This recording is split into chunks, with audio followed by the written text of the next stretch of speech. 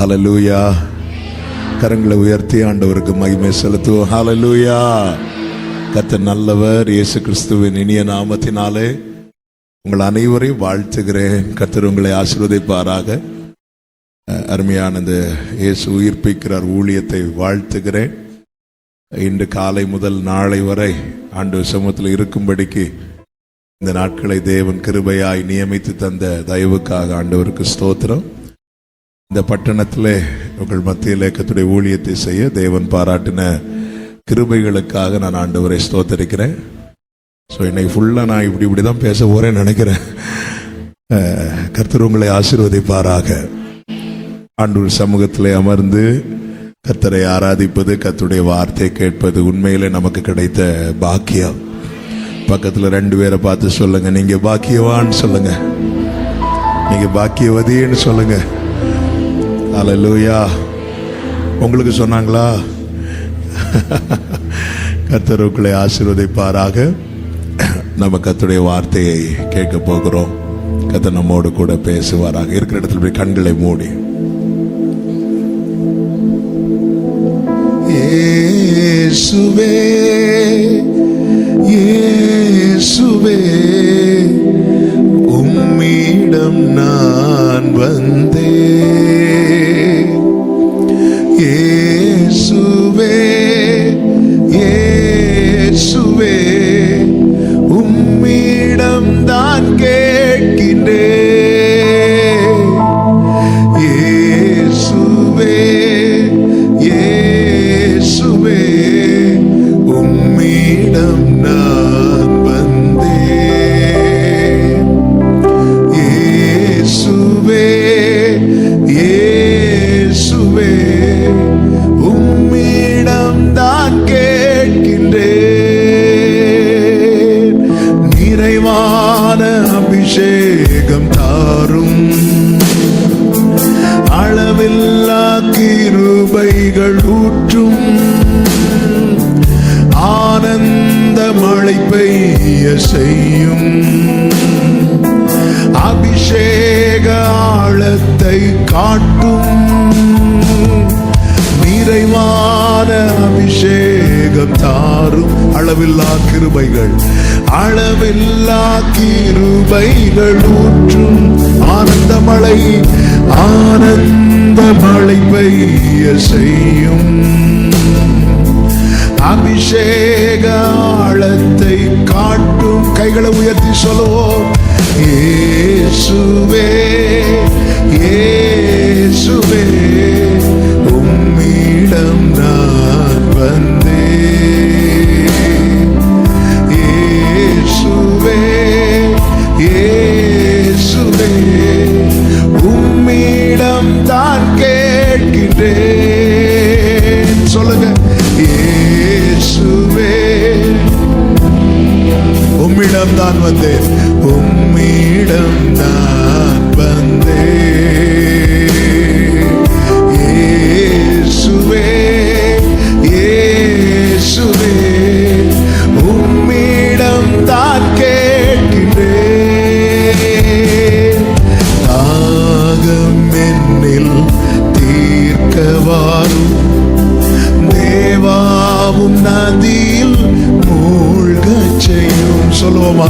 தாகம் என்னில் தீர்க்கவாரும், தேவாவும் நதியில் மூழ்கச் செய்யும், பாத்திரம் நிரம்பி வழிந்திடச் செய்யும், பாத்திரம் நிரம்பி வழிந்திடச் செய்யும், பரனே உம் வழியில் தினம் நடத்தும், பரனே உம் வழியில் தினம் நடத்தும். நிறைவான அபிஷேகம். ஒரு ஜெபமாட்டோட்டு கேளுங்க. அளவில்லா கிருபைகள் ஊற்றும், ஆனந்த மழை பெய்ய செய்யும், அபிஷேக ஆழத்தை காட்டும். நிறைவான அபிஷேகம், நிறைவான அபிஷேகம். ஓ ராமா ஷேலே மாமா சொரோ அளவில்லா கிருபை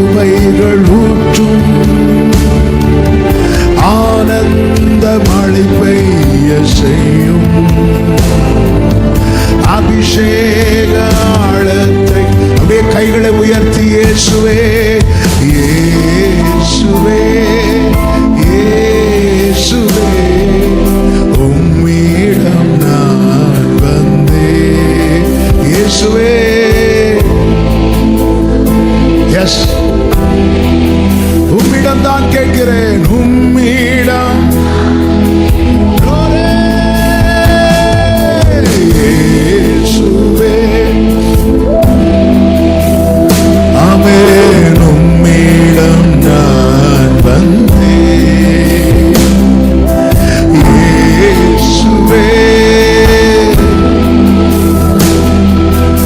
உம்மிடம் தான் கேட்கிறேன். இயேசுவே அப்படியே ஜெப நிலையிலே ஆண்டவர் சமூகத்தில் விட்டு கொடுங்க. கர்த்தர் என்று உங்களோடு பேச போகிறார். வார்த்தை மூலம் தம்மை வெளிப்படுத்துகிற தேவன்.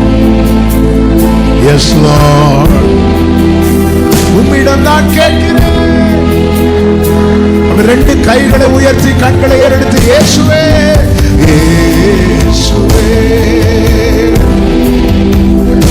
உம்மிடம் நான் வந்தேன்.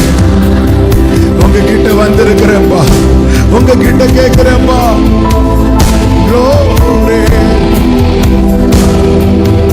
உம்மிடம் நான் கேட்கிறேன்.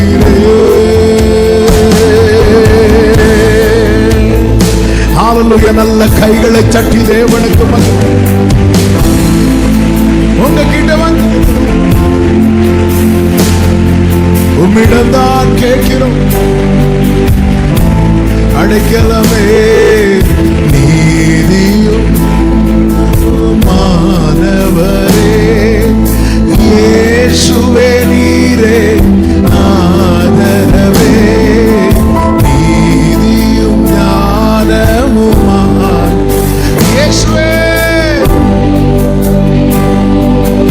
ஆதரவே அற்பமான என் ஆரம்பத்தை அற்பமான என் ஆரம்பத்தை அசட்டை பண்ணாதவரே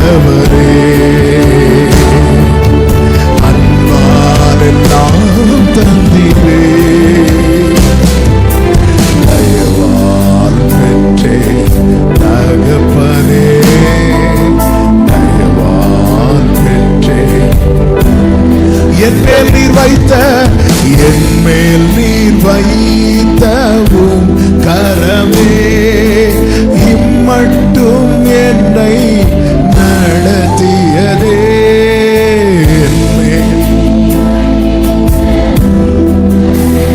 இம்மட்டும் என்னை நடத்தியது. ருசித்தவங்க மட்டும் கைகளை உயர்த்தி ஒன்றுமில்லா ஒன்றுமில்லா என் நிலை கண்டு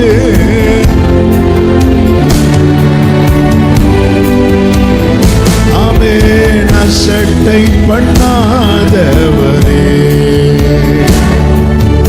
அன்பால் எல்லாம் தந்தீரே தயவால் பெற்றே தயவால் பெற்றே ராஜா ராஜா நீ செய்த நன்மைகள் என் திராணிக்கும் மேலானதே.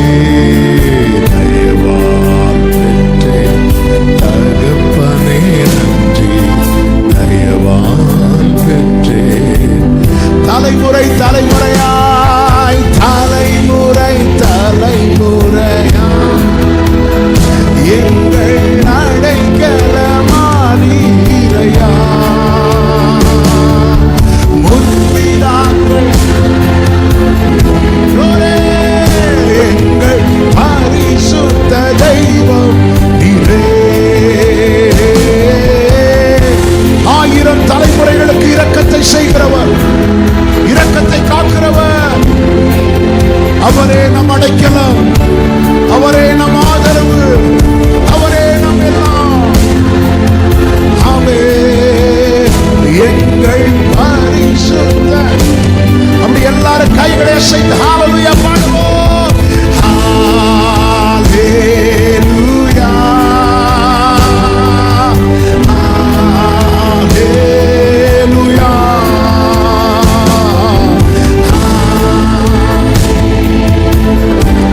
Jesus.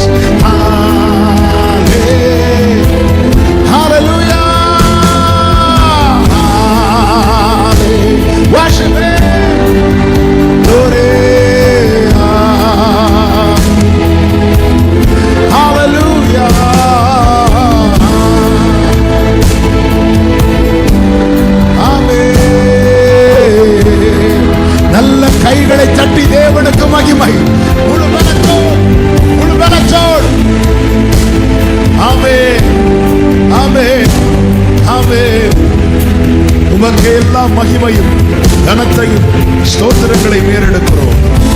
தொடர்ந்து எங்க கூட பேசுங்கப்பா. மீட்பர் நாமத்தில் பிதாவே, ஆமென். வேதத்தை எடுத்துக்கொள்வோம். எசேக்கியேல் 47வது அதிகாரம். ஜீசஸ், கொஞ்சம் எஃபெக்ட் கம்மி பண்ணிக்கோ, பேஸ் கூடுதலா இருக்கு. எசேக்கியேல் ஜீசஸ், ஓகே, 47வது அதிகாரத்திலிருந்து அதனுடைய 1 முதல் 12 வரை உள்ள வசனங்களிலிருந்து சில காரியங்களை உங்கள் மத்தியில் பேசும்படி ஏவப்பட்டேன். எனவே அதை முன்வைத்து சில காரியங்களை கொஞ்சம் பேசிக்கொண்டிக்கோங்க. உங்கள் மத்தியிலே நான் சொல்லி ஜெபிக்க விரும்புகிறேன். கர்த்தர் நம்மோடு கூட பேச. ஃபர்ஸ்ட் இருந்தது மாதிரி வச்சுக்கோங்க. வெரி ஃபர்ஸ்ட் இருந்ததுல ஜீசஸ். கர்த்தர் நல்லவர். ஹல்லேலூயா, ஆமென். எல்லாருக்கும் கேக்குதா நான் பேசுறது? Okay, fine. நம்ம ஒரு மணி நேரம் கர்த்தருடைய வார்த்தையை கேட்க போகிறோம்.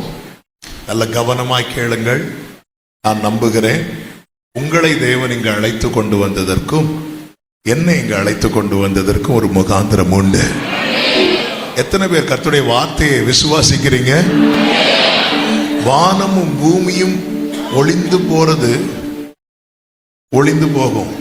ஆனா ஆண்டவருடைய வார்த்தையில ஒரு உறுப்பு கூட அது நிறைவேறாமல் போகாது என்று வேதம் சொல்லுகிறது. இந்த வேதத்தை எத்தனையோ பேர் அழிக்க நினைத்தார்கள். அழிக்க நினைத்தவர்கள் தான் அழிந்து போனார்களே தவிர இதில் இருக்கிற ஒரு எழுத்தை கூட ஒருவருக்கும் இன்று வரை அழிக்க முடியவில்லை. காரணம், இதனுடைய எழுத்துக்கள் ஒவ்வொன்றும் ஆவியாயும் ஜீவனாயும் இருக்கிறது. இதை எழுதி தந்தவரும் உயிரோடு இருக்கிறார். ஆமென் சொல்லுங்க பார்க்கலாம். இந்த 1வது வசனம் அதனுடைய 2வது வசனத்தை பார்க்கும்போது ஒருத்தங்க வாசிக்கலாம். பின்பு அவர் என்னை ஆலயத்தின் வாசலுக்கு திரும்பி வர பண்ணினார். இதோ வாசற்படியின் கீழிருந்து தண்ணீர் புறப்பட்டு கிழக்கே ஓடுகிறதா இருந்தது. 2வது வசனம், அவர் என்னை வடக்கு வாசல் வழியாய் புறப்பட பண்ணி, அவர் என்னை திரும்பி வர பண்ணினார், அவர் என்னை புறப்பட பண்ணினார் என்று சொல்லப்பட்டிருக்கிறது. நல்ல கவனமாய் கேளுங்கள். தேவனால் நடத்தப்படுகிற நிலை. ஒரு 3-4 காரியங்களை இந்த பகுதியிலிருந்து நான் சொல்லி ஜெபிக்கிறேன். அதுல முதல் காரியம், தேவனால் நடத்தப்படுகிற நிலை. நாம் தேவனால் வாழ்கிறோம். எல்லாரும் அப்படிதான் சொல்லுவோம். நான் நிற்பது கிருபை, நிர்மூலமாகாதிருப்பது கிருபை, சாகாமல் பிழைத்திருப்பது கிருபை, அவரால் தான் நாங்க நிக்கிறோம், அவரால் தான் வாழ்றோம், எல்லாம் ரைட். நாம் தேவனால் நடத்தப்படுகிறோமா?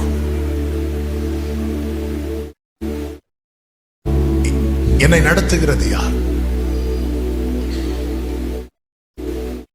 நம்முடைய வாழ்க்கையில ரொம்ப சிந்திக்க வேண்டிய முக்கியமான காரியம், நாம் தேவனால் ரட்சிக்கப்பட்டிருக்கிறோம், தேவனால் விடுவிக்கப்பட்டிருக்கிறோம், தேவனால் சுகம் பெற்றிருக்கிறோம், தேவனால் ஆசீர்வதிக்கப்பட்டிருக்கிறோம், தேவனிடத்திலிருந்து நன்மை பெற்றிருக்கிறோம். தேவனால் நாம் நடத்தப்படுகிறோமா? இங்கே எசேக்கியேல் சொல்லுகிறார், என்னை முதல்ல என்ன பண்றார் அப்படின்னா, என்னை ஆலயத்துக்கு கொண்டு வரார், என்னை திரும்பி வர பண்ணி, பிற்பாடு என்னை புறப்பட பண்ணி என்று சொல்லுகிறார். தேவனால் ஒருவன் நடத்தப்பட அவன் முதலாவது தேவ சமூகத்திலே கொண்டு வரப்படுகிறான். இஸ்ரவேல் ஜனங்களை கர்த்தர் நடத்துவதற்கு முன்பதாக என்ன செய்கிறார் என்றால், எகிப்திலிருந்து ஆட்டுக்குட்டியின் இரத்தத்தாலை மீட்டு அவர்கள் அனைவரையும் மேகத்துக்கு கீழே கூட்டி சேர்க்கிறார், கொண்டு வருகிறார். கொண்டு வந்து அதன் பிறகு கர்த்தர் என்ன செய்கிறார் தெரியுமா? அவர்களை நடத்துகிறார். வேதம் சொல்லுகிறது, மேக ஸ்தம்பத்திலும் அக்கினி ஸ்தம்பத்திலும் அவர்களுக்கு முன்னாக சென்றார் என்று. இந்த நதியை குறித்து நமக்கு தெரியும், பரிசுத்த ஆவிக்கு நிழலாய் சொல்லப்பட்டிருக்கிறது. இந்த 1வது வசனத்தில் நீங்கள் கவனித்தீர்கள் என்றால் தெரியும், எசேக்கியேலை புறப்பட பண்ணுவதற்கு முன்பதாக இந்த நதி புறப்பட்டு செல்லுகிறது. எசேக்கியேலை புறப்பட பண்ணுவதற்கு முன்பதாக நதி புறப்பட்டு செல்லுகிறது என்றால் என்ன அர்த்தம்? கர்த்தர் என்ன எந்த பாதையில் நடத்துகிறாரோ அந்த பாதையில் நான் போகிறதற்கு முன்பதாக அவர் முன் செல்லுகிறார். எனவேதான் பழைய ஏற்பாட்டில் நீங்க கவனிச்சீங்கன்னா தெரியும், இந்த மேக ஸ்தம்பம் எங்க இறங்குதோ அங்கே இஸ்ரவேலர்கள் பாளையம் இறங்குவார்கள். மேக ஸ்தம்பம் எழும்பலைன்னா அந்த இடத்துல இஸ்ரவேலர்கள் அங்கிருந்து புறப்பட மாட்டார்கள். காரணம், நமக்கான பாதையை தீர்மானிக்கிறது நாம் அல்ல, நமக்கான பாதையை தீர்மானிக்கிறவர் நம்மை அழைத்த தேவன்.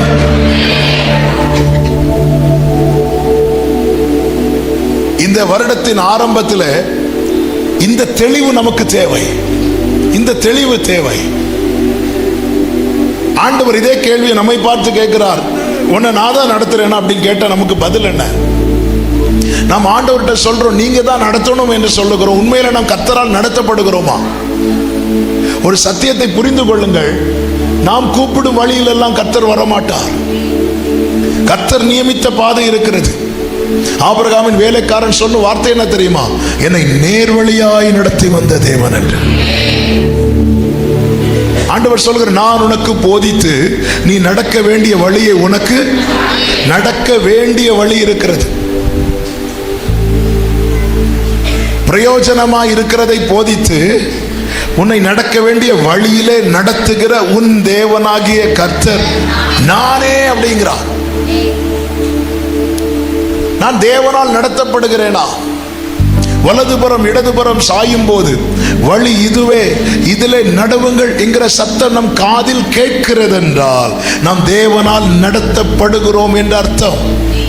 இந்த எசேக்கியேலை குறித்து நமக்கு நன்றாய் தெரியும்.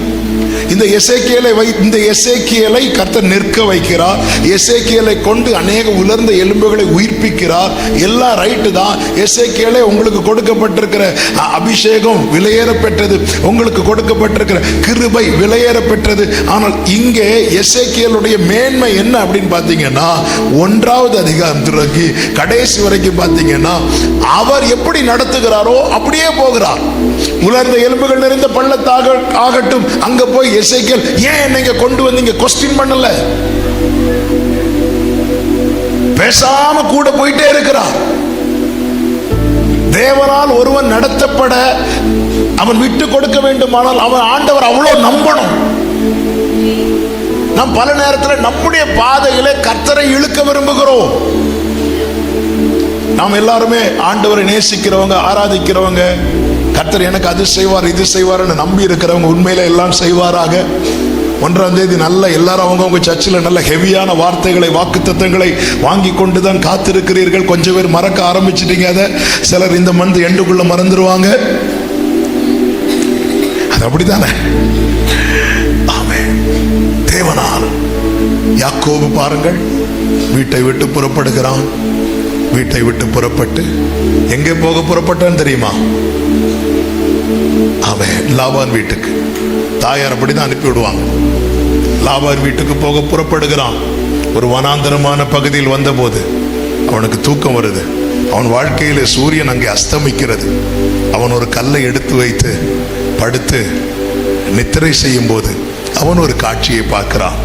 அந்த காட்சி தான் என்னவென்றால், வானம் திறந்திருக்கிறது, ஒரு பெரிய ஏணி வைக்கப்பட்டிருக்கிறது, தேவதூதர்கள் ஏறுகிறதும் இறங்குகிறதுமான அனுபவம். வேதம் சொல்லுகிறது, ஆதியாகமம் 28:13, அதற்கு மேலாக கர்த்தர் நின்றார். கர்த்தர் அவனுக்கு தம்மை வெளிப்படுத்துகிறார். உன் தகப்பனாகிய ஆபிரகாமின் தேவன், ஈசாக்கின் தேவன், யாக்கோபின் தேவன் என்று சொல்லும். யாக்கோபின் தேவன் சொல்லல, ஆபிரகாமின் தேவன், ஈசாக்கின் தேவன் என்று சொல்லுகிறார். ஆபிரகாமின் தேவன், உங்க தாத்தா ஆபிரகாமை நடத்தினது நான் தான், உன் தகப்பன் ஈசாக்கை நடத்தினது நான் தான்.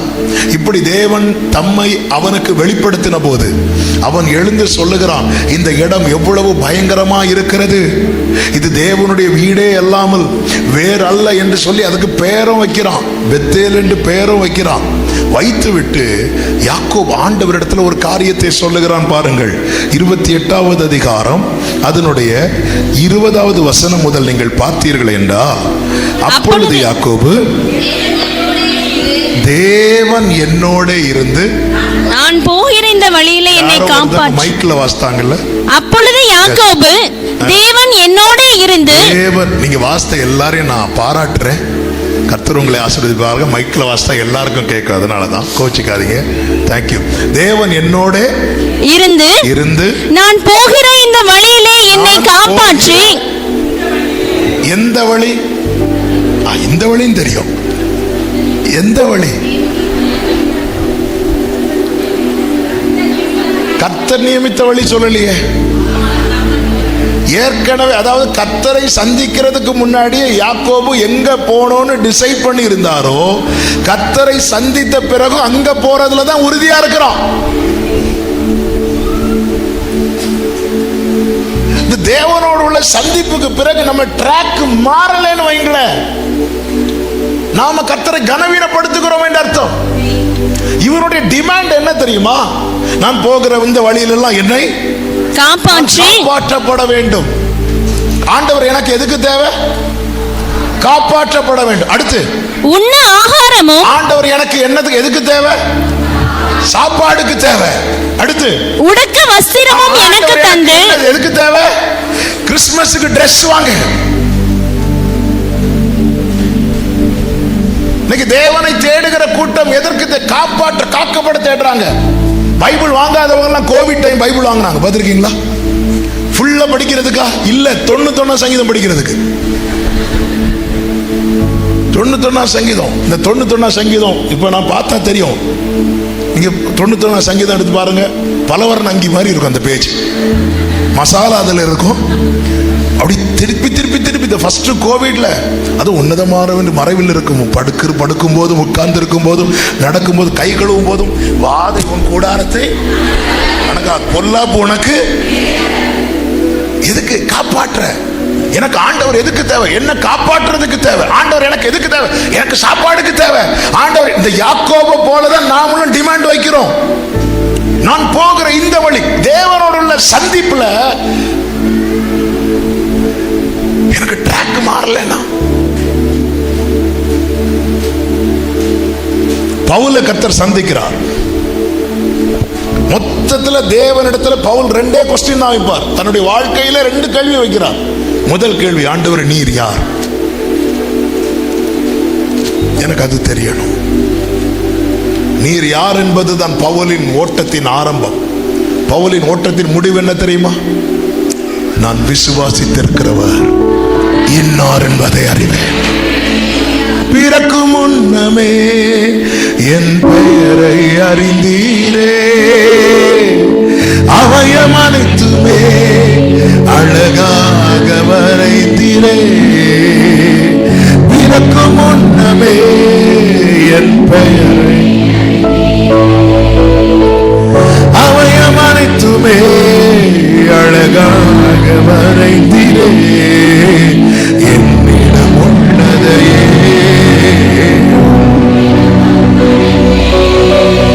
அந்நாள் வரைந்துமே அது காத்திட வந்தவரே. என்னிடம் உள்ளதையே அந்நாள் வரையிலுமே. எல்லாருக்குள்ள இந்த கேள்வி இருக்கணும். விசுவாசம் கேள்வியினால் வரும். எனக்கு நீங்க யாருன்னு தெரியணும் ஆண்டவரே, நீர் யார் என்பதை நான் அறியணும். அடுத்தவன் என்ன கேள்வி கேட்கிறான் தெரியுமா? நான் என்ன செய்ய சித்தமாயிருக்கிறேன். இதுதான் கர்த்தர் யார்கிட்ட எதிர்பார்த்தா தெரியுமா? யாக்கோபு கிட்ட எதிர்பார்த்தார். ஆனா ஆண்டவரை முகமுகமாய் சந்திக்கிற ஒரு தருணம் வந்த பிறகும் அவனுடைய டிமாண்ட் எல்லாம் எப்படி இருக்குதுன்னா, நான் காப்பாற்றப்பட வேண்டும், எனக்கு சாப்பாடு தரணும், ஆமென், அப்புறமா எனக்கு வஸ்திரம் தரணும், அதுக்கப்புறம் நான் எங்க போனாலும் என் கூட இருந்து திரும்ப இங்க கொண்டு வந்துடணும். அதாவது இங்க பூமியில நான் வாழும் வாழ்க்கையெல்லாம் என் கூட இருக்கணும், கரெக்டா என்ன பரலோகத்துல கொண்டு வந்து சேர்த்துடணும். ஆண்டவர் அதுக்கப்புறம் பேசவே இல்லை. நீங்க கவனிச்சீங்கன்னா தெரியும். அதுக்கு முன்னாடி பேசிட்டே இருப்பாரு. இவருடைய டிமாண்டை கேட்டுட்டு அவர் பேசவே இல்லை. அதுக்கப்புறம் அது மட்டும் இல்ல, இப்படியெல்லாம் நீங்க எனக்கு செய்வீங்கன்னா நீர் எனக்கு தேவனாயிருப்பீர். ஆண்டவர், நான் ஆபிரகாமின் தேவன், ஈசாக்கின் தேவன். ஆபிரகாம் இந்த டிமாண்ட் வைக்கல, ஈசாக்கு இந்த டிமாண்ட் வைக்கல. ஆனா யாக்கோபு டிமாண்ட் வைக்கிறான், நீர் எனக்கு தேவனா இருக்கணும்னா இதெல்லாம் செய்யணும். ஆண்டவர் அமைதியாயிட்டார். நான் போகிற இந்த வழியில இந்த பாதையை தீர்மானித்தது யார்? நான் ஏற்கனவே டிசைட் பண்ணிட்டேன். நான் இப்படிதான் இருக்கணும்னு ஏற்கனவே டிசைட் பண்ணிட்டேன். என்னதான் வார்த்தை வந்தாலும், உன் பாதையை மாற்று, உன் பார்வையை மாற்று, அதெல்லாம் மாற்ற மாட்டேன் ஆண்டவரே. அதெல்லாம் நீங்க என்கிட்ட சொல்லக்கூடாது. எனக்கு நீங்க எதுக்கு தேவை தெரியுமா? நான் காப்பாற்றப்பட எனக்கு நீங்க தேவை. எனக்கு நான் பட்டினி இல்லாமல் இருக்க எனக்கு நீங்க தேவை. நான் நல்ல வஸ்திரங்களை உடுக்க எனக்கு நீங்க தேவை. எனக்கு 90%, ஏன் 99% கிறிஸ்டியன்ஸ் ஆண்டவரை தேடுவது இதற்காக தானே. நான் தேவனால் நடத்தப்பட்ட. நம்ம பைபிள் திறந்து படிக்கிறது எதுக்கு படிக்கிறோம்? என்ன தேடுகிறோம்? வேதத்துல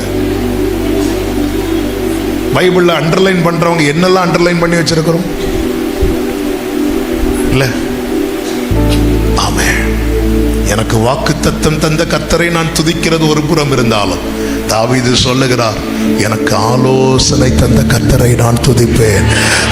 காலங்களில் என் உள்ளிந்திரியங்கள் என்னை உணர்த்தும். தாவீதே, என்னடா துதிக்காம படுக்கிற? கர்த்தர் எனக்கு நன்மை செய்தபடியால் நான் பாடுவேன். நன்மைக்கெல்லாம் பாடியாச்சு, நன்மைக்கு பாடுன.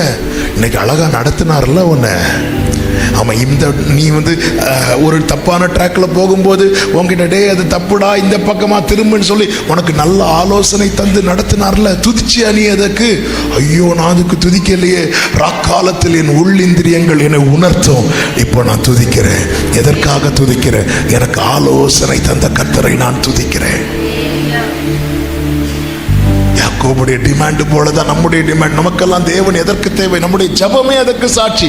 நம்ம என்ன ஜெபிக்கிறோம் என்பதை ரெக்கார்ட் பண்ணி கேட்டா தெரியும். எனக்கு ஆண்டவர் எதுக்கெல்லாம் தேவை தெரியுமா? நான் காப்பாற்றப்பட எனக்கு தேவன் தேவை, என் தேவைகள் சந்திக்கப்பட எனக்கு தேவன் தேவை. இது மட்டும்தான். நான் எந்த பாதையில் நடக்கணுமோ அந்த பாதையில நடத்த எனக்கு தேவனை தேவையாக நான் கொண்டிருக்கிறேனா என்று பார்த்தால் இல்லை. ஏன்னா நமக்கு தெரியும் நிறைய பாதை அவர் க்ளோஸ் பண்ணுவார். நிறைய பாதையை கர்த்தர் க்ளோஸ் பண்ணுவார். அதனாலதான் யாக்கோபு அட்வான்ஸா சொல்றார், நான் போகிற இந்த வழியிலே.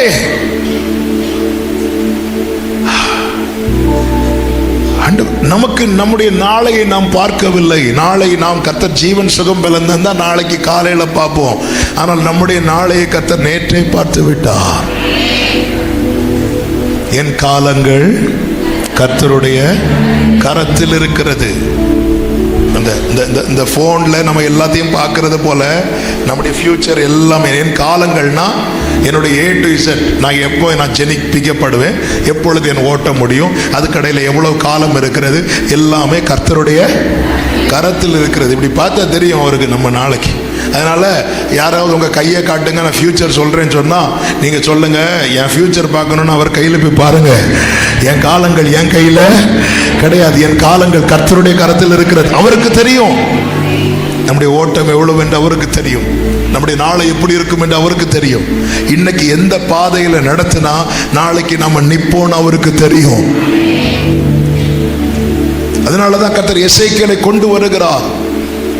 இந்த யாக்கோபு அது மட்டும் இல்லை, இன்னொன்னு சொல்றார், நீங்க இதெல்லாம் செஞ்சீங்கன்னா நான் உங்களுக்கு எல்லாத்துலயும் என்ன கொடுப்பேன்? தசம பாகம் கொடுப்பேன். பழைய வேதத்துல தசம பாகம்னா என்ன கணக்கு? 10ல் 1. அதாவது 10ல் 1 உங்களுக்கு தருவேன், மீதி 9 எனக்கு. அந்த 1 நீங்க என்ன பண்ணீங்கன்னு நானும் கேட்க மாட்டேன். மீதி 9 நான் என்ன பண்ணேன்னு, சண்டே நான் ஃபுல்லா சர்ச்சில் வந்துடுவேன், மீதி எல்லா நாட்களும் எனக்கு. சண்டே நான் ஏதாவது ஊழியம் செய்யல, சர்ச்சுக்கு வரலன்னா நீங்க என்ன கொஸ்டின் பண்ணலாம். மற்ற நாட்கள்ல நான் என்ன பண்ணேன்னு நீங்க கேட்கக்கூடாது. இன்னைக்கு இப்படிதானே ஓடிட்டு இருக்கிறோம். நாம் கூடும் போது வருகிறவர் அல்ல, நம் கூடவே வருகிறவர். யாக்கோபு போய் தேவனிடத்தில் தன்னை அறிமுகப்படுத்தவில்லை, தேவன் வந்து யாக்கோபிடத்தில் தன்னை அறிமுகப்படுத்துகிறார். எதற்காக? உங்க அப்பாவை நடத்தினது போல, உங்க தாத்தாவை நடத்தினது போல யாக்கோபே நான் உன்னை நடத்த விரும்புகிறேன். அவரே அவ்வளோ பெரிய தேவன். யாக்கோபு யாரு? பூச்சி. தேவன் யார்? வானத்தை சிங்காசனமாக பூமியை பாதபீடமாக உடைய தேவன். அவ்வளோ பெரிய தேவன் இந்த பூச்சி கிட்ட வந்து தம்மை அறிமுகப்படுத்துகிறார் என்றால் காரணம் என்ன? கர்த்தர் சொல்லுகிறார், நான் யாக்கோபை சிநேகித்தேன். நம்ம மேல ஆண்டவர் வச்சு அன்பு பெருசுங்க. அதனால கர்த்தர் நம்மை போஷிக்கிறது, நம்மை உடுத்துவிக்கிறது, நம்மை காப்பாற்றுகிறதெல்லாம் ஆண்டவருக்கு விசேஷம். அது ஒரு பெரிய விஷயமே கிடையாது. காரணம், கூப்பிடும் காக்கை குஞ்சுகளுக்கு கூட ஆகாரத்தை சபதரித்து கொடுக்கிறவர் நாம் ஆராதிக்கிற தேவன். ஆண்டவர் எதை விரும்புகிறார் தெரியுமா? அவர் என் வலது கரத்தை பிடித்து, நான் உனக்கு துணை நிற்கிறேன், நீ வா, நான் உன்னை நடத்துறேன். கர்த்தர் நம்மை நடத்த விரும்புகிறார். தேவனால் நடத்தப்பட விரும்புகிறவர்கள் தேவனிடத்தில் தங்கள் பாதையை சொல்லக்கூடாது. தேவனிடத்தில், ஆண்டவர் நான் எப்படி நடக்க நீர் சித்தமா இருக்கிறீர்? தாவீது ஜெபிக்கிறார், உம்முடைய நல்ல ஆவியானவர் என்னை செம்மையான வழியிலே நடத்துவாராக. கர்த்தர் எப்படி நடத்துகிறார் தெரியுமா? ஏசாயா 42வது அதிகாரத்தின் 16வது வசனத்தையும் 19வது வசனத்தையும் வாசியுங்கள். ஏசாயா 42, 16, 19. குருடரை அவர்கள் அறியாத வழியிலே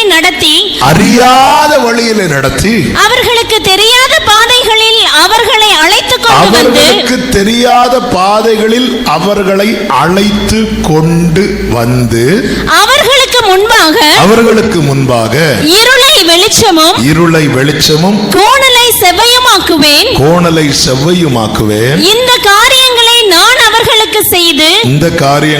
அவர்களுக்கு செய்து அவர்களை கைவிடாதிருப்பேன். 19வது வசனம். என் தாசனை அல்லாமல் குருடன் யார்? நான் அனுப்பிய தூதனை அல்லாமல் செவிடன் யார்? உத்தமனை அல்லாமல். போதும். குருடரை அவர்கள் அறியாத வழியிலே நடத்தி, தெரியாத பாதைகளில் அவர்களை அழைத்து கொண்டு வந்து. அப்போ இங்க ஒரு காரியம் தெளிவாய் தெரிகிறது. பைபிள்ல பொறுத்த வரைக்கும் குருடன்னா யார் தெரியுமா? கண்ணு தெரியாதவங்க கிடையாது, பாதை தெரியாதவங்க. கண்ணு தெரியாட்டியும் பாதை தெரியுது என்றால் அவர்கள் குருடர்கள் அல்ல. கண்ணு தெரிந்தும் பாதை தெரியவில்லை என்றால் அவர்கள்தான் குருடர்கள். எனக்கு பாதை தெரியவில்லை என்றால் உண்மையில எனக்கு இன்னொருடைய சகாயத்தை, இந்த கண்ணு தெரியாதவங்க நடக்கிறத பார்த்துருக்கீங்களா? ரோட்ல ஒரு ஆளுடைய சப்போர்ட் இருந்துட்டு இருக்கும்.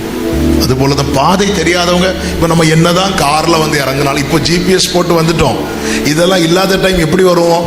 நேராக ஜங்ஷன்ல நின்று விசாரிப்போமா? அப்போ நமக்கு ஒரு ஆளுடைய சப்போர்ட் என்ன செய்யப்படுகிறது? தேவைப்படுகிறது. அறியாத வழியில், ஏன் அறியாத வழியில் நடத்துகிறார்? ஏன் அறியாத வழியில நடத்துகிறார் தெரியுமா? அறியாத வழியில நாம் நடத்தப்படுவதின் காரணம், நம்மை நடத்துகிறவரை முற்றிலுமாய் சார்ந்திருக்க. வெளியூர்களில் வெளிநாடுகள்லாம் மீட்டிங் போகும்போது பார்த்தீங்கன்னா, இப்போ வெளிநாடுகள்லாம் மீட்டிங் போகும்போது பாஸ்டர் ஃபஸ்ட்டே இன்ஃபார்ம் பண்ணியிருப்பாங்க. பாஸ்டர், சர்ச்சிலேருந்து ஒரு பிரதரை நாங்கள் அனுப்பி வைப்போம், ஏர்போர்ட்டுக்கு வருவாங்க, அவங்க இந்த கலர் காரில் நிற்பாங்க, உங்களை வந்தோன்னே ரிசீவ் பண்ணுவாங்க. அதே போல் வெளியே வருவோம், ரிசீவ் பண்ணுவாங்க, எங்களை கூட்டிகிட்டு போவாங்க. ஏர்போர்ட்லேருந்து சம்டைம்ஸ் அவங்க இருக்கிற இடம் வந்து 1 மணிக்கு 2 மணிக்கு ட்ராவல் பண்ண வேண்டியிருக்கும். அப்படியே கூட்டிகிட்டு போவாங்க. அந்த 2 மணிக்கு போகும்போது ஒரு வார்த்தை கூட எங்களை கூட்டிகிட்டு போகிறவன்ட்ட நான் பேச மாட்டோம். பிரைஸ் எல்லாம் நல்லா இருக்கீங்களா? நல்லா இருக்கும். நிறைய சப்வே, நிறைய சைடில் ரோடெல்லாம் பிரியும். அவர்கிட்ட நான் சொல்லவே மாட்டேன், நீங்கள் ரைட்டில் போங்க, லெஃப்டில் போங்க, நேராக போங்க, அப்படி போங்க, ஒன்றுமே சொல்ல மாட்டேன். ஏன் சொல்ல மாட்டேன் தெரியுமா? எனக்கு ரூட்டு தெரியாது. இப்படிதான் நார்த்துக்கு போனேன். நார்த்தில் அம்பாலா அப்படிங்கிற ஒரு இடத்துக்கு ஊழியத்துக்கு போனேன். அங்கே போகும்போது பாஸ்டர் சொல்லிட்டாங்க, பாஸ்டர் நான் ஈவினிங் மீட்டிங் அரேஞ்ச் பண்ணுறதுல ரெடியாக இருப்பேன், அங்கேருந்து ஒரு பிரதரை அனுப்புகிறேன், அவர் வருவார், அவர் வந்து உங்களை கூட்டிகிட்டு போவார். சரி, நிறைய நம்ம வந்து சில சந்து பொந்தெல்லாம் இருக்கும், அதுக்குள்ளே ஒரு, அதனால் பைக்கில் தான் அவர் வருவார், நீங்கள் ஏறி இருந்து வந்துக்கோங்க அப்படின்னு. சரி பிரதர், ஒன்றும் இல்லை பிரதர் சொல்லிட்டு நான் வந்து ப்ரேயர் பண்ணிட்டு இருக்கிறேன். 6:30க்கு 6:30 ஈவினிங் 7க்கு நாங்கள் இருக்கணும். அப்படி பெல் அடிக்கிறாங்க. டோரை திறந்து பார்க்குறேன், கோலியாத்து மாதிரி ஒருத்தர் வந்து நிற்கிறார். நார்த் இந்தியன் வந்து ஹிந்தியில் அப்படி இப்படின்னு பேசுகிறார். எனக்கு ஹிந்தியில் அச்சாக தவிர வேற ஒன்றுமே தெரியாது. அவர் பார்த்து பேசிட்டு இருக்கு, அவருக்கு ஹிந்தியை தவிர வேற ஒன்றும் தெரியாது. இடையில பேசுறதுக்கு இடையில பாஸ்டர் ஜின்னு மட்டும் வாயில வந்துச்சு. அப்போ பாஸ்டர் தான் அனுப்பி இருக்கிறாரு. நேராக போயாச்சு. அவர் பைக்கில் ஏறி உட்காந்து இருக்கிறார், நானும் பின்னாடி ஏறி உட்காந்து இருக்கிறேன். வண்டி போகுது போகுது போகுது போகுது. 6:45 ஆச்சு, 7 மணி ஆச்சு, 7:10 ஆச்சு. எனக்கு அப்படியே கண்ணுக்கு முன்னாடி என் மனைவி, என் பிள்ளை, என் குடும்பம் எல்லாம் வந்துட்டு போகுது. ஆனால் அவர்கிட்ட நீங்க எங்க போறீங்கன்னு, ஏன்னா எனக்கு ரூட்டு கடைசியில் கன்வென்ஷன் அந்த ஸ்பீக்கர் சவுண்டு கேட்டதுக்கு அப்புறம் தான் அப்படி ஒரு உயிரே வந்துச்சு. அப்போ நமக்கு ரூட்டு தெரியலன்னா, நம்ம நடத்துகிற ஆளை நமக்கு தெரியலன்னா கூட அவரை எப்படியோ நம்புறோம். ஹல்லேலூயா. நமக்கு மட்டும் ரூட்டு தெரிஞ்சுன்னு வைங்களேன், கொஞ்சம் ரூட்டு தெரிகிற மாதிரி நமக்கு தோணும் தெரியுமா, அங்க வர நம்ம இடறிடுவோம். இந்த நட்சத்திரத்தை பார்த்து 4 சாஸ்திரிகள் வந்தாங்கல்ல, பெத்லகேமுக்கு வர்றது வர ஒரு பிரச்சனை இல்லாம இருந்துச்சு. சிலர் சர்ச்சுக்கு வர்றது வர ஒரு பிரச்சனையும், பயத்தோடு பணிந்து குனிந்து தான் வருவாங்க. சர்ச்சுக்கு வந்து சிலரை பார்த்ததும் இவ்வளவுதானே போய் எங்கேயாவது மாட்டிடுவாங்க. பெத்லகேமுக்கு வர்றது வர அவங்களுக்கு பிரச்சனை, வந்ததுக்கு அப்புறம் அவங்களா டிசைட் பண்றாங்க, நம்ம யாரை தேடி வரோம், யூதருக்கு ராஜான்னா அவர் எங்க தான் பிறந்திருப்பாரு. இவங்க அரண்மனைக்குள்ள போயிட்டு வந்தாங்க பாருங்க, அந்த ஊரே அழ ஆரம்பிச்சு. சரி, அந்த நட்சத்திரம் வந்து அங்க நிக்கலையே, அரண்மனைக்கு மேல நிக்கவில்லையே, நட்சத்திரம் போயிட்டு தானே இருக்கு. நட்சத்திரம் போயிட்டு இருக்கு, இவங்க நிக்கிறாங்க. இது அரண்மனை, அவர் ராஜா அரண்மனையில தான் பிறந்திருப்பார். நம்முடைய நினைவுகள் அல்ல அவருடைய நினைவுகள், நம்முடைய வழிகள் அல்ல அவருடைய வழிகள். பூமிக்கு வானம் எவ்வளவு உயரமா இருக்கிறதோ அப்படி அவருடைய நினைவுகளும் அவருடைய வழிகளும் இருக்கிறது. எனவேதான் ஒரு தேவ பிள்ளை சாப்பாட்டுக்காக, பாதுகாப்புக்காக, வஸ்திரத்துக்காக மட்டும் கர்த்தரை நோக்கி பார்ப்பதை விட்டு இதற்காக கேட்க கூடாதுன்னு சொல்லல. எனக்கு ஒரு தேவையான நான் கர்த்தர்கிட்ட தான் கேட்பேன். கர்த்தரும் அதை சொல்லி தந்திருக்கிறார். எங்களுக்கு வேண்டிய ஆகாரத்தை எங்களுக்கு இன்று தாரும் கேட்க சொல்லி இருக்கிறார். ஆனா நான் இதை மட்டுமே என் ஜெபமாக்கி கொண்டிருப்பேன் என்றால், எனக்காய் நியமித்த பாதையில் நான் எப்படி நடப்பேன்? நான் தேவனால் நடத்தப்படுவேன் என்றால் மகிமை கேரண்டி. டெய்லி நமக்கு தெரியணும், என்னை நடத்துகிறது கர்த்தர், என்னை நடத்துகிறது கர்த்தர், கர்த்தர் என்னை நடத்துகிறார். கரம் பிடித்த நாயகனே, கரம்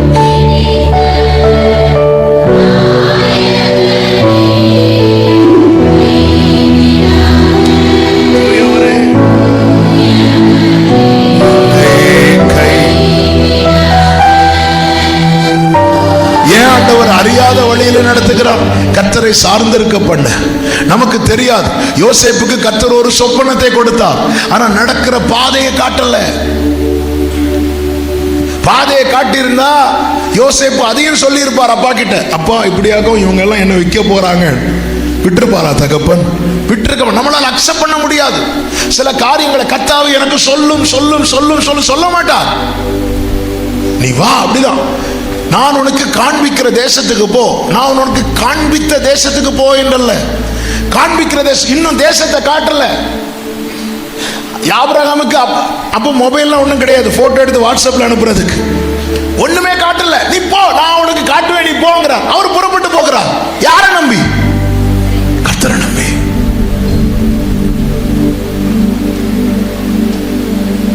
வேதத்தில் ஒரு வசனம் உண்டு, உம்மை நம்பி வெட்கப்பட்டு போகாதிருந்தார்கள். இந்த காரியத்தில் நீங்க கர்த்தரை தான் நம்பி இருக்கிறீங்கன்னு மட்டும் உறுதிப்படுத்திட்டீங்கன்னு வைங்களேன், நான் இயேசுவின் நாமத்தில் உங்களுக்கு சொல்லுகிறேன், அந்த விஷயத்துல நீங்க வெட்கப்பட்டு போக கர்த்தர் விடவே மாட்டார், விடவே மாட்டார், விடவே மாட்டார். உண்மை, கர்த்தர் விடவே மாட்டார். நீ என்னை நம்பினபடியா. ஆண்டவர் அதான் பார்ப்பார். அவன் பார்த்தியா என்னை நம்புறான் பாரு, அவன் என்னை நம்புறான். ஹல்லேலூயா. ஒருத்தங்க நம்மளை ஒரு விஷயத்துல முழுமையா நம்புறாங்க அப்படின்னா நமக்கு முடியலைன்னாலும் நம்ம செய்ய ட்ரை பண்ணுவோம். செய்ய முடியலைன்னு ஃபீலாவது பண்ணுவோம்ல. அவர் சர்வ வல்லவர். வேதம் சொல்லுகிறது, உங்கள் நம்பிக்கையை அறிக்கையிடுவதில் உறுதியாயிருங்கள். நீங்கள் எக்காலத்திலும் அவரை நம்புங்கள். உங்கள் இருதயத்தை அவருடைய சமூகத்தில் ஊற்றி விடுங்கள். கர்த்தர் யோசேப்பை நடத்தினார். எதற்காக? கர்த்தரை சார்ந்திருக்க பண்ண. கர்த்தர் ஆபிரகாம்கிட்ட சொல்றார், ஆபிரகாமே, உன் மகன், உன் ஏகசுதன் ஈசாக்கை எனக்கு பலி செலுத்து. ஈசாக்குக்கு விஷயமே தெரியாது. நைட்டு நிம்மதியா படுத்து தூங்கிட்டு இருக்கிறார். முந்தின அதிகாரத்துல தான் இஸ்மவேல் எல்லாம் துரத்தியாச்சு. இப்ப இஸ்மவேலால ஈசாக்குக்கு பிரச்சனை இல்லை, ஒரு பிரச்சனை இல்லைன்னு சொல்லிட்டு அப்பா அம்மா கூட நிம்மதியா தூங்கிட்டு இருக்கிறார். அதிகாலையில் ஆபிரகாம் எழுந்து ஈசாக்கை மெதுவா எழுப்புறார். ஈசாக்கு கிளம்பு போகலாம். ஈசாக்கு எங்க போறோம் கொஸ்டின் பண்ணல. எதுக்கு போறோம்? நேத்து ஏன்பா இதை சொல்லல? கொஸ்டின் பண்ணல. எங்க போறோம்னு தெரியாது, எதுக்கு போறோம்னு தெரியாது, என்ன நடக்க போகுது ஒண்ணுமே தெரியாது. கிளம்புனா கிளம்பிட்டார். அவர் தான் நேச பிள்ளை. புறப்பட்டு எங்க போறோம் அப்படின்னு ஆபிரகாமுக்கு தெரியும், எதுக்கு போறோம் அப்படின்னு ஆபிரகாமுக்கு தெரியும். எங்க போறோம்னு ஈசாக்குக்கு தெரியாது, எதுக்கு போறோம்னு ஈசாக்குக்கு தெரியாது. ரெண்டு பேரும் பாதையில பயணிக்கும் போது ஈசாக்கிட்ட கூப்பிட்டு ஆபிரகாம்கிட்ட கூப்பிட்டு, எங்க போறீங்கன்னு தெரியுமா? தெரியும். எதுக்கு போறீங்கன்னு தெரியுமா? தெரியும். அப்படியே ஈசாக்கிட்ட கேட்டா, எங்க போறோம்னு தெரியுமா? தெரியாது. எதுக்கு போறோம்னு தெரியுமா? தெரியாது. ஒருத்தனுக்கு எல்லாம் தெரியுது, இன்னொருத்தனுக்கு ஒன்னும் தெரியல.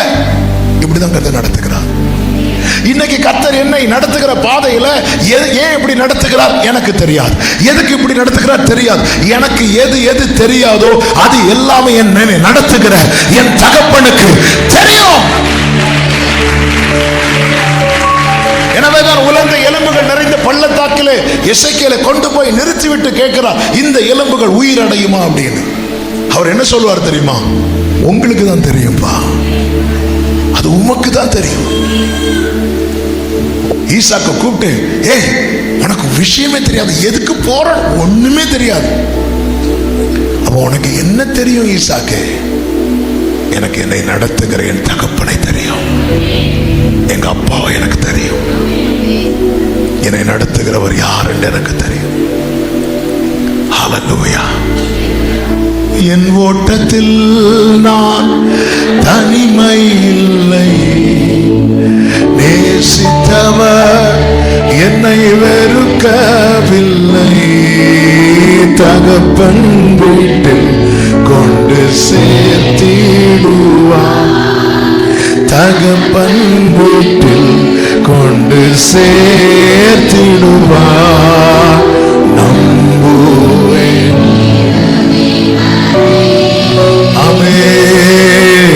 நம்புவேன். ஹல்லேலூயா. நம்புவேன். Glory Father Jesus. நம்புவேன். பல காரியங்கள் தூரத்திலிருந்து பார்க்கதான் கடினமாயிருக்கும். ஒரு விஷயத்தை நன்றாய் புரிந்து கொள்ளுங்கள். அன்றியும் அவருடைய தீர்மானத்தின்படி அழைக்கப்பட்டவர்களாய் தேவனிடத்தில் அன்பு கூறுகிறவர்களுக்கு சகலமும் சகலமுமா போட்டு மேல ஒரு குத்து, அந்த குத்து கூட நன்மைக்கு தான். ஹல்லேலூயா. சகலமும். எனவே இந்த நிச்சயம் இருக்கிறதுனாலதான் ஈசாக்கு ஆபிரகாமை பார்த்து கேட்கிறா, அப்பா பலிக்கான ஆட்டுக்குட்டி எங்க? கர்த்தர் பார்த்துக் கொள்வார். இந்த பாதையை நான் நியமிக்கவில்லை, கர்த்தர் நியமித்தார். இந்த பாதையில் இந்த 3 நாட்களில் நடத்தி கொண்டு வந்தது கர்த்தர். இந்த பாதையை நியமித்தது கர்த்தரானார். இந்த பாதையில் இந்த 3 நாட்கள் நடத்துகிறது கர்த்தரானார். கர்த்தர் எல்லாவற்றையும் பார்த்து கொள்வார். அந்த ஸ்தலத்துக்கு யெகோவா ஈரே என்று பெயர் வைத்தார். ஹல்லேலூயா. யெகோவா ஈரே, யெகோவா ஈரே, நீர் இருக்க கவலை எனக்கில்லையே, நீரெல்லாம் பார்த்து கொள்வீரே. கர்த்தரால் நடத்தப்படும் போது இந்த நிச்சயம் இருக்கும், கர்த்தர் பார்த்துக் கொள்வார். கர்த்தர் பார்த்து நாம ஒரு பாதையில நடந்துட்டு யெகோவா ஈரேன்னு சொல்லி ஏமாறக்கூடாது. நாம இந்த ஆபிரகாம் ஆகார்ட்ட போய் யெகோவா ஈரேன்னு சொன்னா அடிதான் கிடைக்கும். நான் சொல்றது புரியுதா? ஆபிரகாம் யார்கிட்ட போய் சொல்றாரு தெரியுமா? ஈசாக்ட்ட. ஆகார்ட்ட போய் இங்க பாருமா, கவலைப்படாத, யெகோவா ஈரே, கர்த்தர் பார்த்து கொள்வார்னா எங்க அடி விழுன்னு தெரியாது. நாம் நம்ம ஏமாற்றி கொண்டிருக்கிறோம். இந்த பாதையிலே இந்த பாதை நியமித்தது கர்த்தர். நான் உனக்கு குறிக்கும் மலைகள் ஒன்றில் போய். ஆபிரகாம் பிளான்ல இல்லாதது கர்த்தருடைய பிளான்ல இருக்கு. நம்முடைய திட்டம் அல்ல கர்த்தருடைய திட்டம். திடீர்னு ரூட்டை சேஞ்ச் பண்ணுவார், நமக்கு புரியாது. ரூட்டை சேஞ்ச் பண்ணுவார், நமக்கு புரியாது. கிளைமேட் சேஞ்ச் பண்ணுவார், நமக்கு புரியாது. ஹalleluya. தேவ திட்டம் பெருசு. பவுல்ட்ட சொல்றார், இங்க பாருப்பா, 276 பேர் கூட பவுல் கப்பல்ல பயணிக்கும் போது திடீரென்று காற்று அடிக்குது. அநேக நாளாவது சூரியனாவது சந்திரனாவது நட்சத்திரமாவது காணப்படவில்லை. எனவே பவுல் உட்பட எல்லாரும் நினைச்சிட்டாங்க பிழைப்போம் என்கிற நம்பிக்கை போயிட்டு எல்லாரும் எப்படியும் சாக போறோம்னு சொல்லிட்டு சோர்ந்து போயிருக்கும் போது கர்த்தருடைய தூதன் ராத்திரி வந்து பவுல்ட்ட சொல்றார், தேவன் உனக்கு தயவு பண்ணினார், நீ சாக மாட்ட, நீ சாட்சியா நிக்கணும் அப்படிங்கிறார். எந்த புயல் அடித்தாலும் தேவ பிள்ளைக்கு சிக்னல் கட் ஆகாது. நம்ம ஊர்ல லைட்டா காற்று அடிச்சாலே டவர் கிடைக்காது. ஆனா தேவனோடு உறவில் இருக்கிறவனுக்கு எந்த புயல் அடித்தாலும் எந்த காற்று அடித்தாலும் சிக்னல் கட் ஆகாது.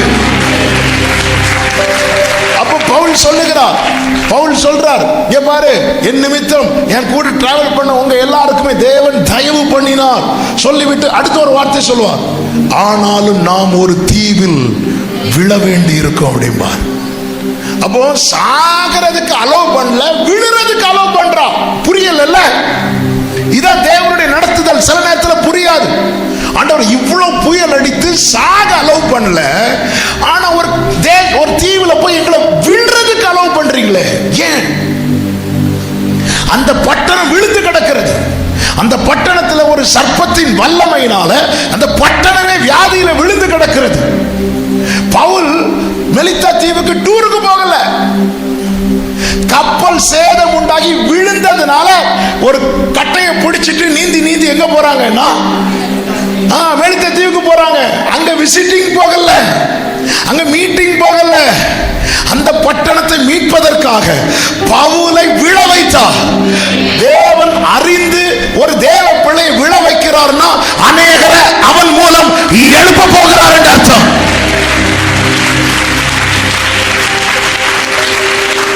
கப்பல் சேதத்தை அனுமதித்தார், உயிர் சேதத்தை அனுமதிக்கல. ஆனாலும் விழ வேண்டி இருக்கும். 276 பேர் விழுந்தார்கள். அந்த மெலித்தா தீவுக்குள்ள என்ட்ராகிறாங்க. எல்லாருக்கும் குளிர், கிளைமேட் சேஞ்ச் ஆகுது. இப்ப எல்லாருக்கும் என்ன வருது? குளிர் வருது. குளிர் வந்தாலே நெருப்பு மூட்டணும். எல்லாரும் விறகு எடுக்கிறாங்க, பிரச்சனை இல்லை. பவுல் விறகு தூக்குனாரு.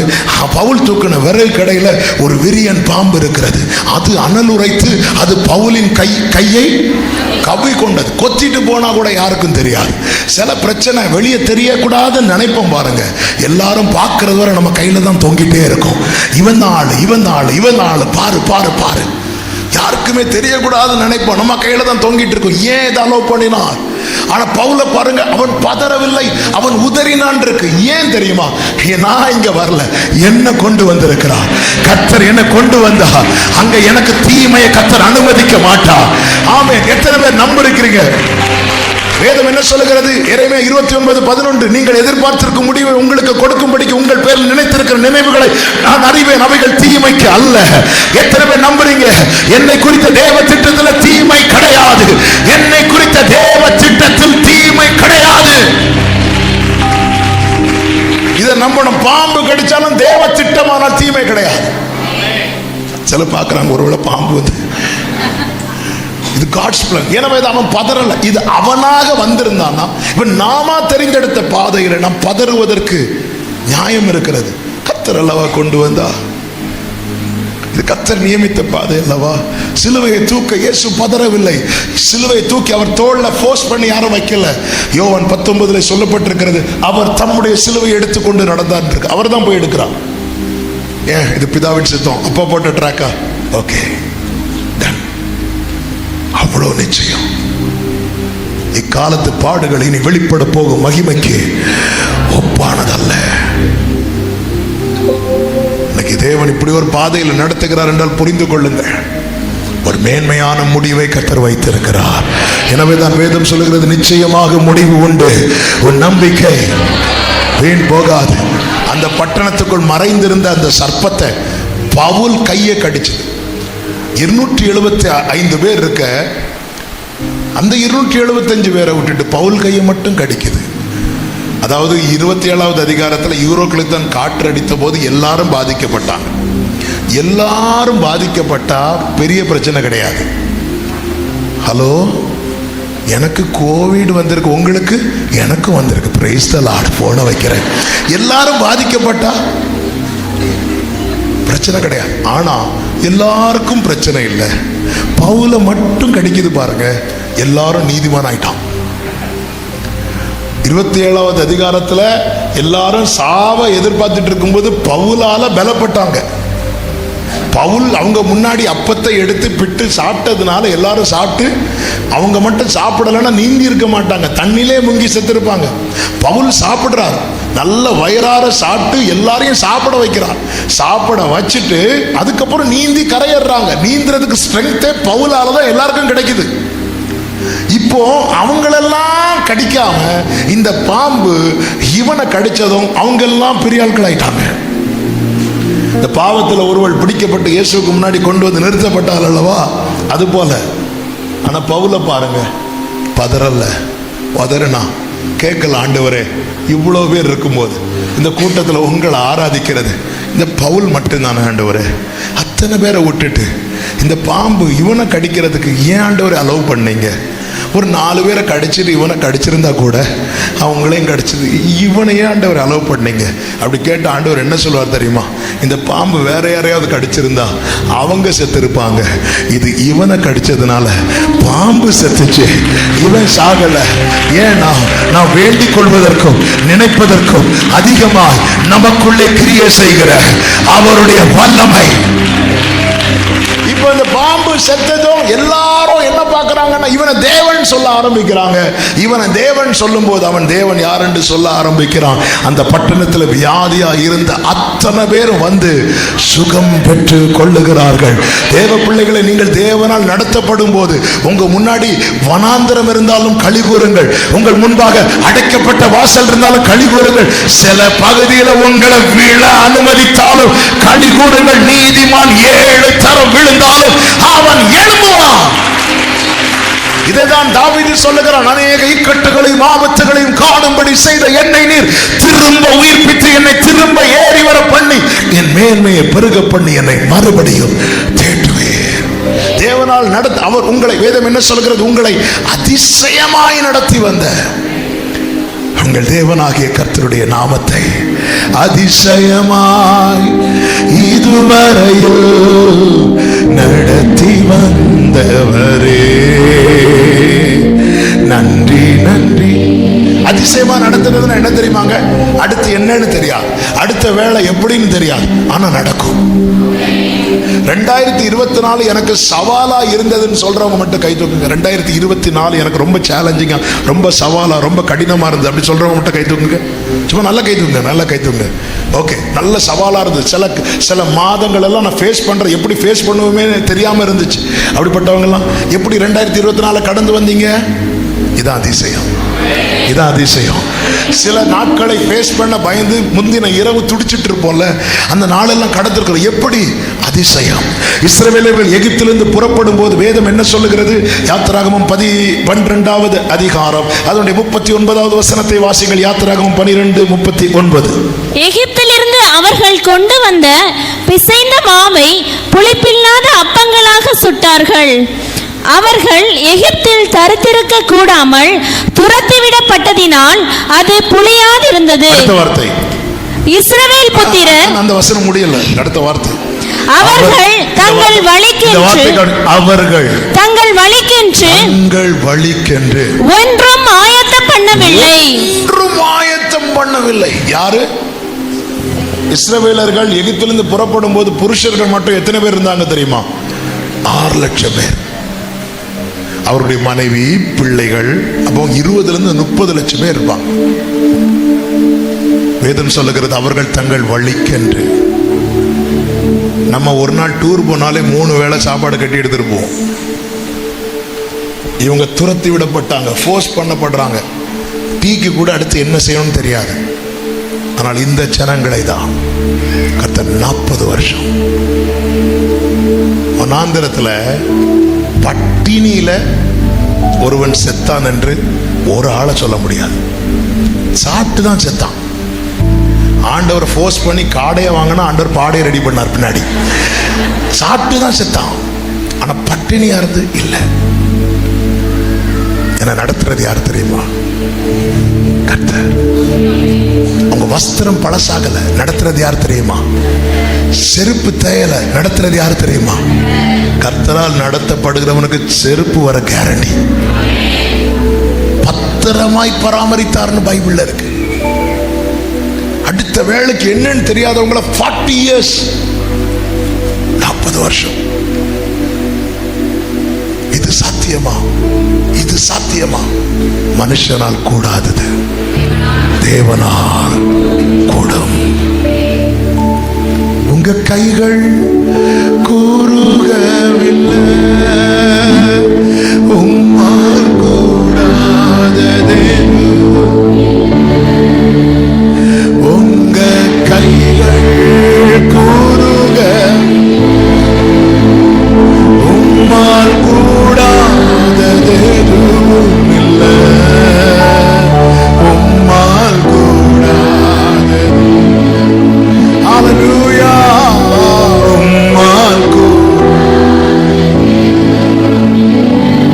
ஆண்டவரால் நடத்தும் போது, ஆண்டவர் ஜனங்களை நடத்தினார்ல, ஒரு இடத்துல கூட சாரி ரூட்டு மாறிட்டு அப்படி சொல்லவே இல்லை ஆண்டவர்.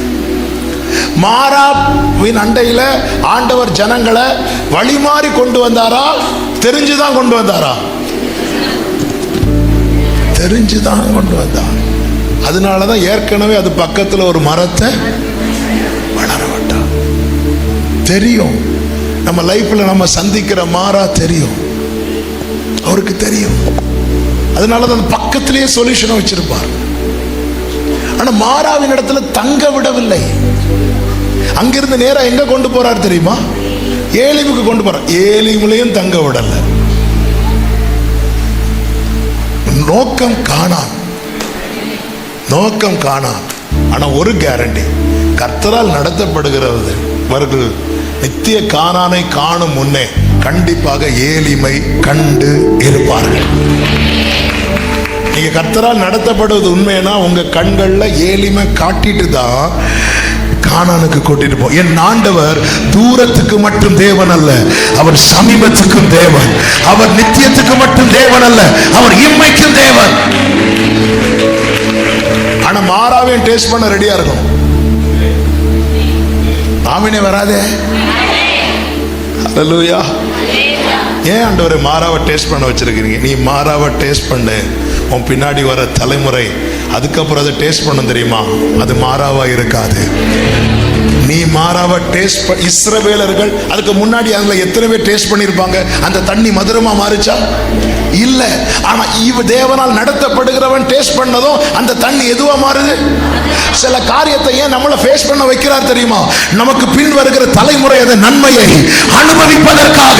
நான் சொல்றது எத்தனை பேருக்கு புரிகிறது என்று தெரியவில்லை. சில காரியத்தை நீ ஃபேஸ் பண்ணு, உன் தலைமுறை அந்த நன்மை அனுபவிக்கும். அதனாலதான் ஆபிரகாம் சொல்லுவார், நீ வடக்கே பார், தெற்கே பார், கிழக்கே பார், மேற்கே பார், நீ போர், எவ்வளவு தூரம் போக முடியுமோ நீ நடந்து திரி அப்படிம்பார். ஆமே, 75 வயசு தாத்தாவை அழைச்சி சொல்ற, நீ நடந்து திரி. அவர் அங்க நடப்பாரு, அப்போதும் லெப்ட்ல போ. ஃபுல்லா நடக்க விட்டார். அடுத்த தலைமுறை ஈசாக்கு எழும்புறான். ஈசாக்கு எழும்பும் போது பஞ்சகாலம் வந்தது, எல்லாரும் எகிப்துக்கு போறாங்க. எல்லாரும் நடந்து எகிப்துக்கு போகும்போது ஈசாக்கிட்ட சொல்றார், நீ உட்கார்ந்துருந்தார், நீ உட்காரு, நீ இருக்கிற இடத்துல நான் உன்னை ஆசீர்வதிப்பேன். ஆபிரகாமை நடக்க விட்டார், நடக்க வச்சு ஆசீர்வதித்தார். பையனை உட்கார வச்சார். பேர பிள்ளை வாரான். ஆண்டவர் சொல்ற, நீ படுத்திருக்கிற பூமியை தாத்தாவை நடக்க விட்டா, தகப்பனை உட்கார வச்சா, பேர பிள்ளைய என் ஆண்டவர் தலைமுறைகளின் தேவன், இளைஞனானே முதிர் வயது உள்ளவனுமான, ஆனாலும் நீதிமான் கைவிடப்பட்டதை அவன் சந்ததி அப்பத்துக்கு. ஆண்டவர் உண்மை உள்ளவருங்க. எதுக்கு இந்த மாறாவ ஆண்டவர் டேஸ்ட் பண்ண வைக்கிறீங்க? அதான் ஆண்டவர் சாரி கேட்க வேண்டிய நிலைமை வராது. சாரிப்பா, இப்ப நம்ம ஒரு ஆள் ஒரு இடத்துக்கு கூட்டிட்டு போறோம், ஷார்ட் கட்டு சொல்லி கூட்டிருப்பாங்க, ரோடு பிளாக்கா இருக்கும், சாரி நம்ம இன்னொரு வழியா, அப்படி ஆண்டவர் கேட்க வேண்டிய நிலைமையே வரல. எனவேதான் சொல்றேன், கர்த்தரால் நடத்தப்பட விட்டு கொடுங்கள். அழுகையோடு விண்ணப்பத்தோடு என்னிடத்தில் வருவார்கள், நான் அவர்களை வழி நடத்துவேன் என்று கர்த்தர் சொல்லுகிறார். ஆண்டவர் என்னை நீங்க நடத்துங்கப்பா, என்னை நீங்க நடத்துங்க. ஒரு பழைய பாடல் உண்டல்லவா, நடக்க சொல்லி தாரும் இயேசுவே இயேசுவே, நடக்க சொல்லி தாரும். ஓ தனித்து செல்ல முடியவில்லை, தவித்து நிற்கும் பாவினான், தனித்து செல்ல. டெய்லி கேளுங்க, டெய்லி கேளுங்க, உமக்கு பிரியமானது செய்ய எனக்கு கற்றுத்தாரும். நீரே என் தேவன், உம்முடைய நல்ல ஆவியானவர் என்னை டெய்லி கேட்கணும், டெய்லி கேட்கணும். கடந்த நாளில் ஒரு சகோதரர் அவங்க ஃபேமிலியில் ஒரு சின்ன இஷ்யூனால ஃபேமிலியில் ஒரு முக்கியமான ஃபங்க்ஷனுக்கு போகாமல் இருந்துட்டார். அப்போ அந்த நியூஸ் எனக்கு காதுக்கு வருது.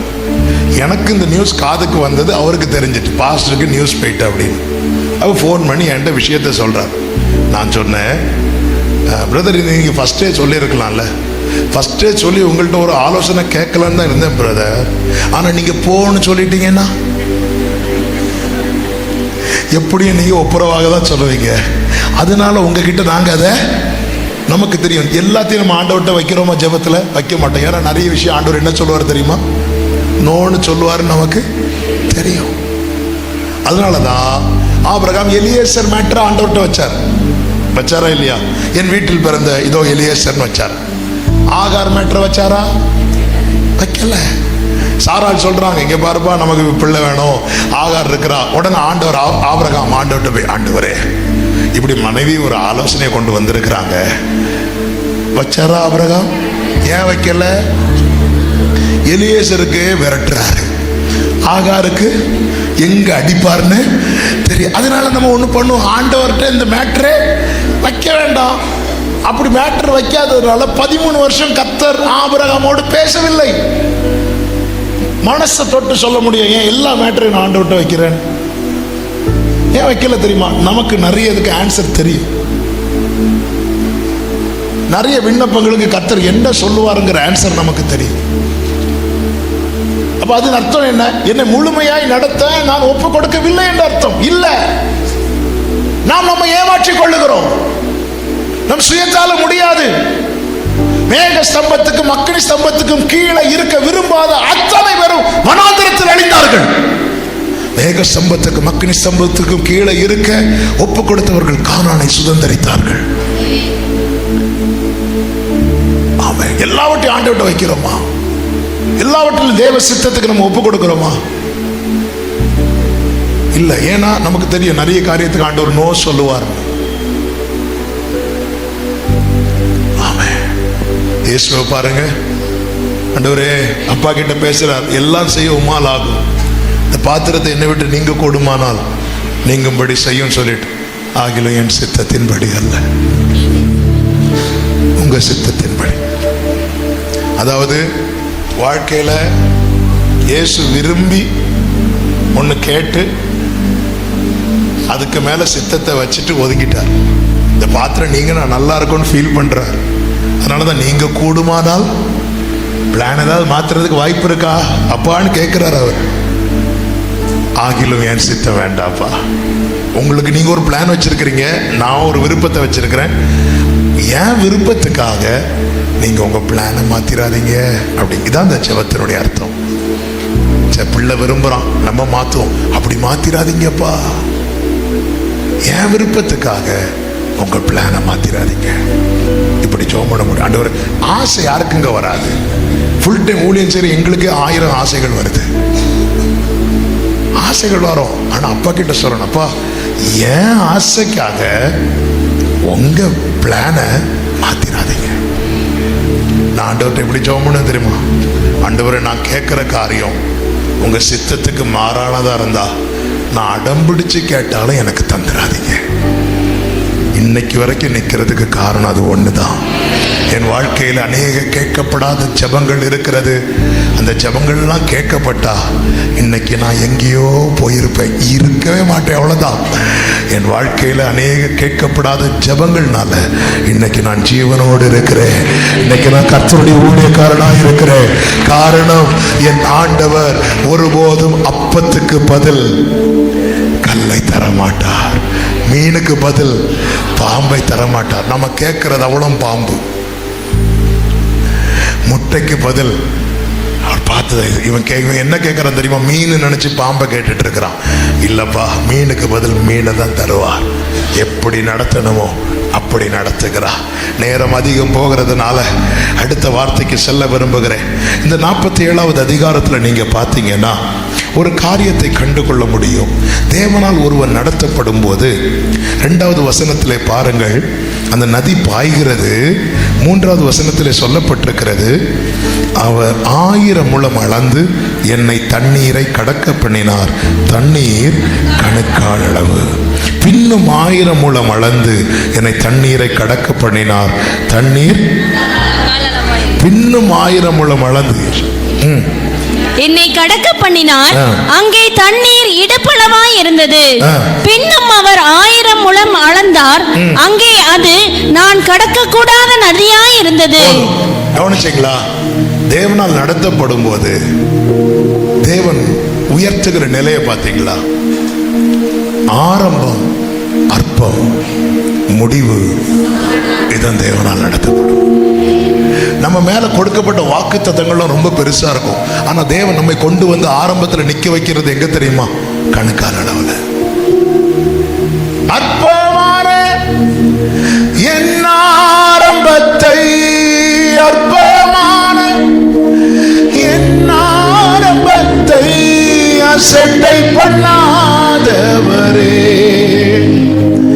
அன்பால் எல்லாம் தந்தீரே, தயவான் பெற்றே. ஆமென். தயவான். பிரியமான கர்த்தருடைய பிள்ளைகளே, தேவனால் வாக்குத்தத்தம் ரொம்ப பெருசா இருக்கும். நீங்கள் இப்பொழுது இருக்கிறதை பார்க்கிலும் 1000 வாக்குத்தத்தம் அப்படிதான் இருக்கும். ஆனா ஆபிரகாமை அழைக்கும் போது வேதம் சொல்லுகிறது, அவன் ஒருவனாயிருக்கையில், அவன் ஒருவனாயிருக்கையில் ஒரு ஆபிரகாமை அழைத்து ஒரு ஈசாக்கை கொடுத்தான். ஒரு ஈசாக்கை கொடுத்து ஒரு ஈசாக்கின் இடத்துல 2 பேரை கொடுத்தான். அந்த 2 பேர்ல ஒருத்தர் யாரு? யாக்கோபு. யாக்கோபு கிட்ட 12 பேரை கொடுத்தான்.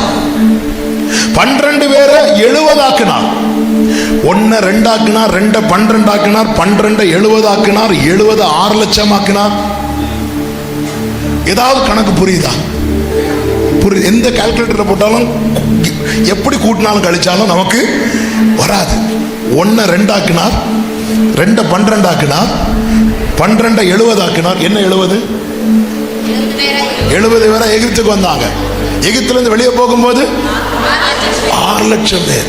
அந்த 6 லட்சம் பேரோடு புறப்படும் போதுதான் மோசே சொல்றார், இப்பொழுது இருக்கிறதை பார்க்கலும். ஒரு வாட்டி 2-3 வருஷத்துக்கு முன்னாடி ஆண்டவர்கிட்ட ஜெபம் பண்ணிட்டு எனக்கு ஒரு ப்ராமிஸ் கொடுங்க ஆண்டவரே அப்படி சொல்லும் போது, ஆண்டவர் இந்த வசனத்தை எனக்கு வாக்குத்தத்தமாக கொடுக்குறான். கொடுத்துட்டு நான் இருந்து கணக்கு போட்டு பார்க்குறேன், இப்போ இருக்கிறதே தாங்க முடியல, இதை ஒரு 1000 ஆக்கினா ஆண்டவரே அவ்வளோ வேண்டாம். ஆண்டவர்கிட்ட எப்படி சொல்றேன், ஆண்டவர் அவ்வளோ. அதனாலதான் அவருடைய கணக்கு நமக்கு புரியாது. அவருடைய கணக்கு நம்ம கால்குலேட்டர்ல பத்தாது. சாலமன் சொல்றாரு, ஆண்டவரே உம்முடைய ஜனங்களை நீங்க பெருகின பெருக்கத்துக்கு எவ்வளவு எண்ணினாலும் அது தீர மாட்டேங்குது. என்ன கணக்குங்க இது? எப்படி பெருகி இருந்தது போல பெருக பண்ணுகிறான். ஆனா ஆரம்பம் பாருங்க, உன் தகப்பனாகிய ஆபிரகாமையும் உன்னை பெற்ற சாராளை நோக்கி பார், அவன் ஒருவனாயிருக்கையில். அந்த அந்த அந்த நீச்சாளத்தை நீங்க பார்க்கணும்னா கர்த்தர் உங்களை நிறுத்துகிற அந்த கணுக்காலில் வந்து நிக்கணும். அதுக்கு நிக்க வைக்கப்படக்கூடாது. இயேசு பாருங்க, அவர் ஆரம்பிக்கும் போது தனியாக தான் வனாந்தரத்தில் 40 நாள் ஃபாஸ்டிங் பிரேயர் முடிச்சு அவர் சந்திக்கிற முதல் ஆத்துமா யாரு தெரியுமா? அவர் சில நேரத்தில் நமக்கு ஒரு வரக்கூடிய முதல் ஆத்துமாவே சாத்தானா தான் இருப்பான். அவன் சிலர் பார்க்குறாங்க, நான் என்ன ஊழியத்தை இப்போதான் ஆரம்பிக்கலான்னு. முதல் ஆத்மாவையும் அவர் வந்து முதல் ஊழியமே சேர்க்கிற ஊழியம் இல்லை, அப்பாலே போன விரட்ட ஊழியம். ஆனா அதுக்கு வர பார்த்தீங்கன்னா அந்திரையா வரான், ஒவ்வொருத்தரா வரான். 12, 70, 120, 3000, 5000 கணக்கில் அந்த கூட்டத்தில் தான் நானும் இருக்கிறேன், நீங்களும் இருக்கிறீங்க. ஹல்லேலூயா. ஆமென். அற்பமான ஆரம்பத்தை யார் அசட்டை பண்ணலாம்? எங்க அப்பா கேரளாவை சார்ந்தவர்கள். அவங்க ஆண்டவர் ஏற்றுக்கொண்டது நிமித்தம் வீட்டை விட்டு வெளியேற்றப்பட்டாங்க. அவங்க வீட்டை விட்டு வெளியேற்றப்படும் போது அவங்களுக்கு உடுத்த உடை, யாரோ கொடுத்த பைபிள், இவ்வளவு தான் அவங்க சொத்து. இதோடு தான் புறப்பட்டு வந்தாங்க. கர்த்தர் குறித்த நாளிலே கன்னியாகுமரி மாவட்டத்துக்கு வந்தாங்க. ஊழியத்தை ஆரம்பிக்கும் போது ஒன்றுமே கிடையாது. 1987 நாகர்கோயிலுக்கு வராங்க. அவங்க நாகர்கோயிலுக்கு வரும்போது எனக்கு 2 வயசு. தூக்கிட்டு வராங்க. அந்த ஊழியத்துக்கு வரும்போது அங்கே பார்த்தீங்கன்னா கால் வைக்கிறதுக்கு கூட இடம் கிடையாது, அவ்வளோ சகதியாக இருந்துச்சு. அதுக்கப்புறம் அதை ரெடி பண்ணாங்க. சாட்டர்டே ஆனால் எங்கள் அம்மா பக்கத்து தெருவில் போய் இந்த மாட்டு சாணி இருக்குல்ல, அதெல்லாம் எடுத்து கொண்டு வந்து அப்படி தரையை முழுகுவாங்க. 2 ஃபேமிலி இருப்பாங்க. அந்த 2 ஃபேமிலியும் வேற சர்ச்சுக்கு போவாங்க. சண்டையான ஊழியத்துக்கு வெளியே போயிடுவாங்க. விசுவாசிங்கன்னு பார்த்தா எங்கள் அம்மா, நாங்கள் சின்ன பிள்ளைங்க. எங்கள் அப்பா மீட்டிங் நடத்தினாங்க. எங்கள் அப்பா சர்ச்சை பூட்டல, ஆள் இல்லைன்னு சொல்லிட்டு சும்மா இருக்கல. எங்கள் அம்மா சாட்டர்டே எல்லாம் சாணி அந்த மெழுகும்போது பூசும்போது, ஆண்டவரே இது என்னைக்கு ஆண்டவரே காங்கிரீட்டாக மாறும். அப்புறமா பாய் கொஞ்சம் கொஞ்சமாக வாங்கினாங்க. பாய் போடும்போது சைடு செவரு கிடையாது, காற்று அடிக்கிறதுல பாயெல்லாம் பறக்கும். அப்போ ஜெபம் எப்படி மாறிச்சு தெரியுமா? ஆண்டவரே ஒரு பாய்க்கு ஒரு ஆத்மாவையாவது. எதுக்கு தெரியுமா? பாய் பறக்காம இருக்கிறது. அப்புறமா சைடு கட்டணும், காசு கிடையாது. எங்க அப்பாவே மண்ணெல்லாம் குழைச்சி செங்கல் செஞ்சாங்க. அந்த செங்கல் செய்யறதுக்கான ஒரு பெட்டி மாதிரி ஒருத்தங்களை கொண்டு வர சொல்லி எங்க அப்பாவே செஞ்சாங்க. அற்பமான ஆரம்பம். இதுக்கடையில தான் அவங்க வியாதிப்பட்டாங்க. 12 மாதம் படுக்கையில் இருந்தாங்க. கர்த்தர் ஒரு தரிசனத்தை காண்பித்தார். அங்கிருந்து ஊற்று பிறக்கிறது. 4 திசையிலும் இருந்து ஜனங்க ஓடி ஓடி வந்து குடத்துல தண்ணி எடுத்துட்டு போறாங்க. அற்பமான ஆரம்பம். ஆரம்பிக்கப்பட்டது கொஞ்சம் கொஞ்சமா வளர்ந்துச்சு, கொஞ்சம் கொஞ்சமா வளர்ந்துச்சு. 2016 எங்க அப்பா மரித்தார்கள். எங்க அப்பா மரிக்கும் போது எங்க சர்ச்சில் ஒரு 400 பேர் 500 பேர் இருந்தாங்க. எங்க அப்பா மரிக்கும் போது என் காது போடவே சொன்னாங்க, இனி இந்த ஊழியம் அவ்வளோதான். ஆனா அவங்களுக்கு தெரியல, இனிதான் இந்த ஊழியமே இருக்கிறது. ஹல்லேலூயா. இன்னைக்கு மனத்தாழ்மையா சொல்றேன், அன்னைக்கு அம்மா ஜெபம் பண்ணாங்க, ஒரு பாய்க்கு ஒரு ஆள். இன்னைக்கு எங்க விசுவாசிக்கு வந்திருந்தா பாய் கீழே இருக்கிறதே, ஒரு ஆளை தூக்குனா கீழே இன்னும் 2 ஆட்கள் இருப்பாங்க. ஆமென். எதுக்கு இதை சொல்றேன் தெரியுமா? கர்த்தர் உங்களை நிறுத்துகிற அந்த கணுக்காலில் நின்றுங்க. உங்க முன்னாடியே உங்கள் கண்கள் காண கர்த்தர் அளந்து அளந்து அளந்து அளந்து நல்ல கையை தட்டி ஆமென் சொல்லுங்க பார்க்கலாம். அற்பமான என் ஆரம்பத்தை, அற்பமான என் ஆரம்பத்தை அசட்டை பண்ணாதவரே, அன்பாலெல்லாம் தந்தீரே, தயவால் பெற்றே,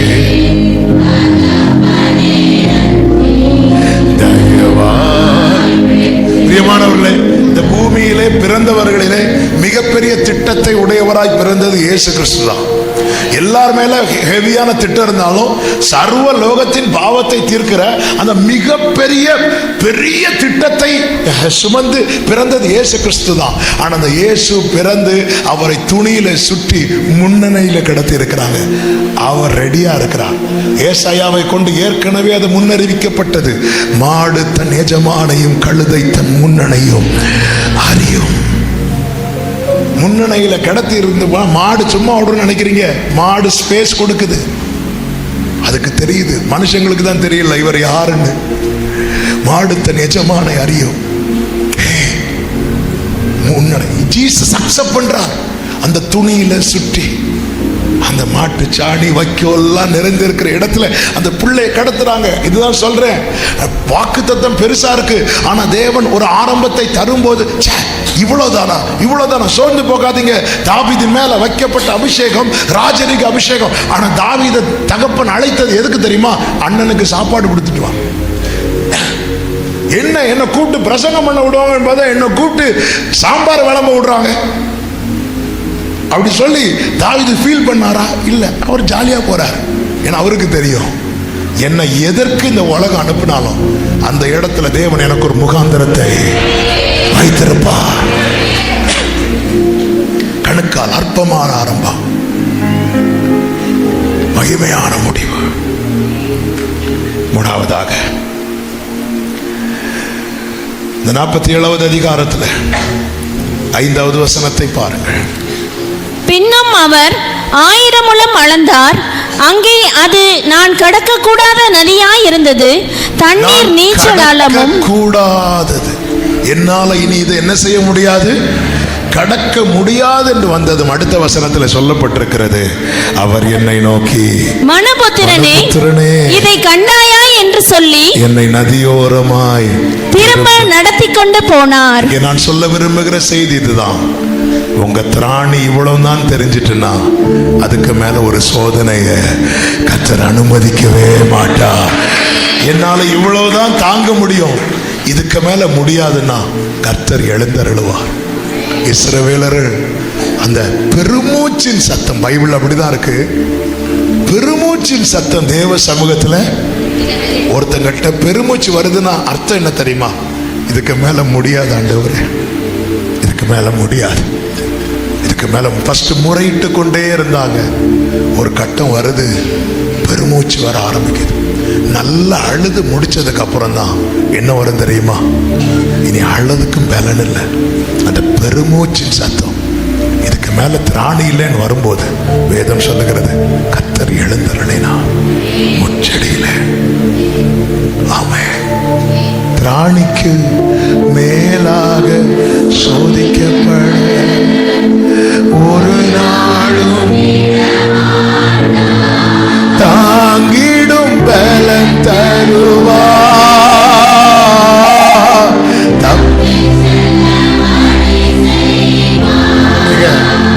ஆண்டவர் நடத்துகிறார். எனவேதான் வேதம் சொல்லுகிறது. ஆமே, ஹல்லேலூயா.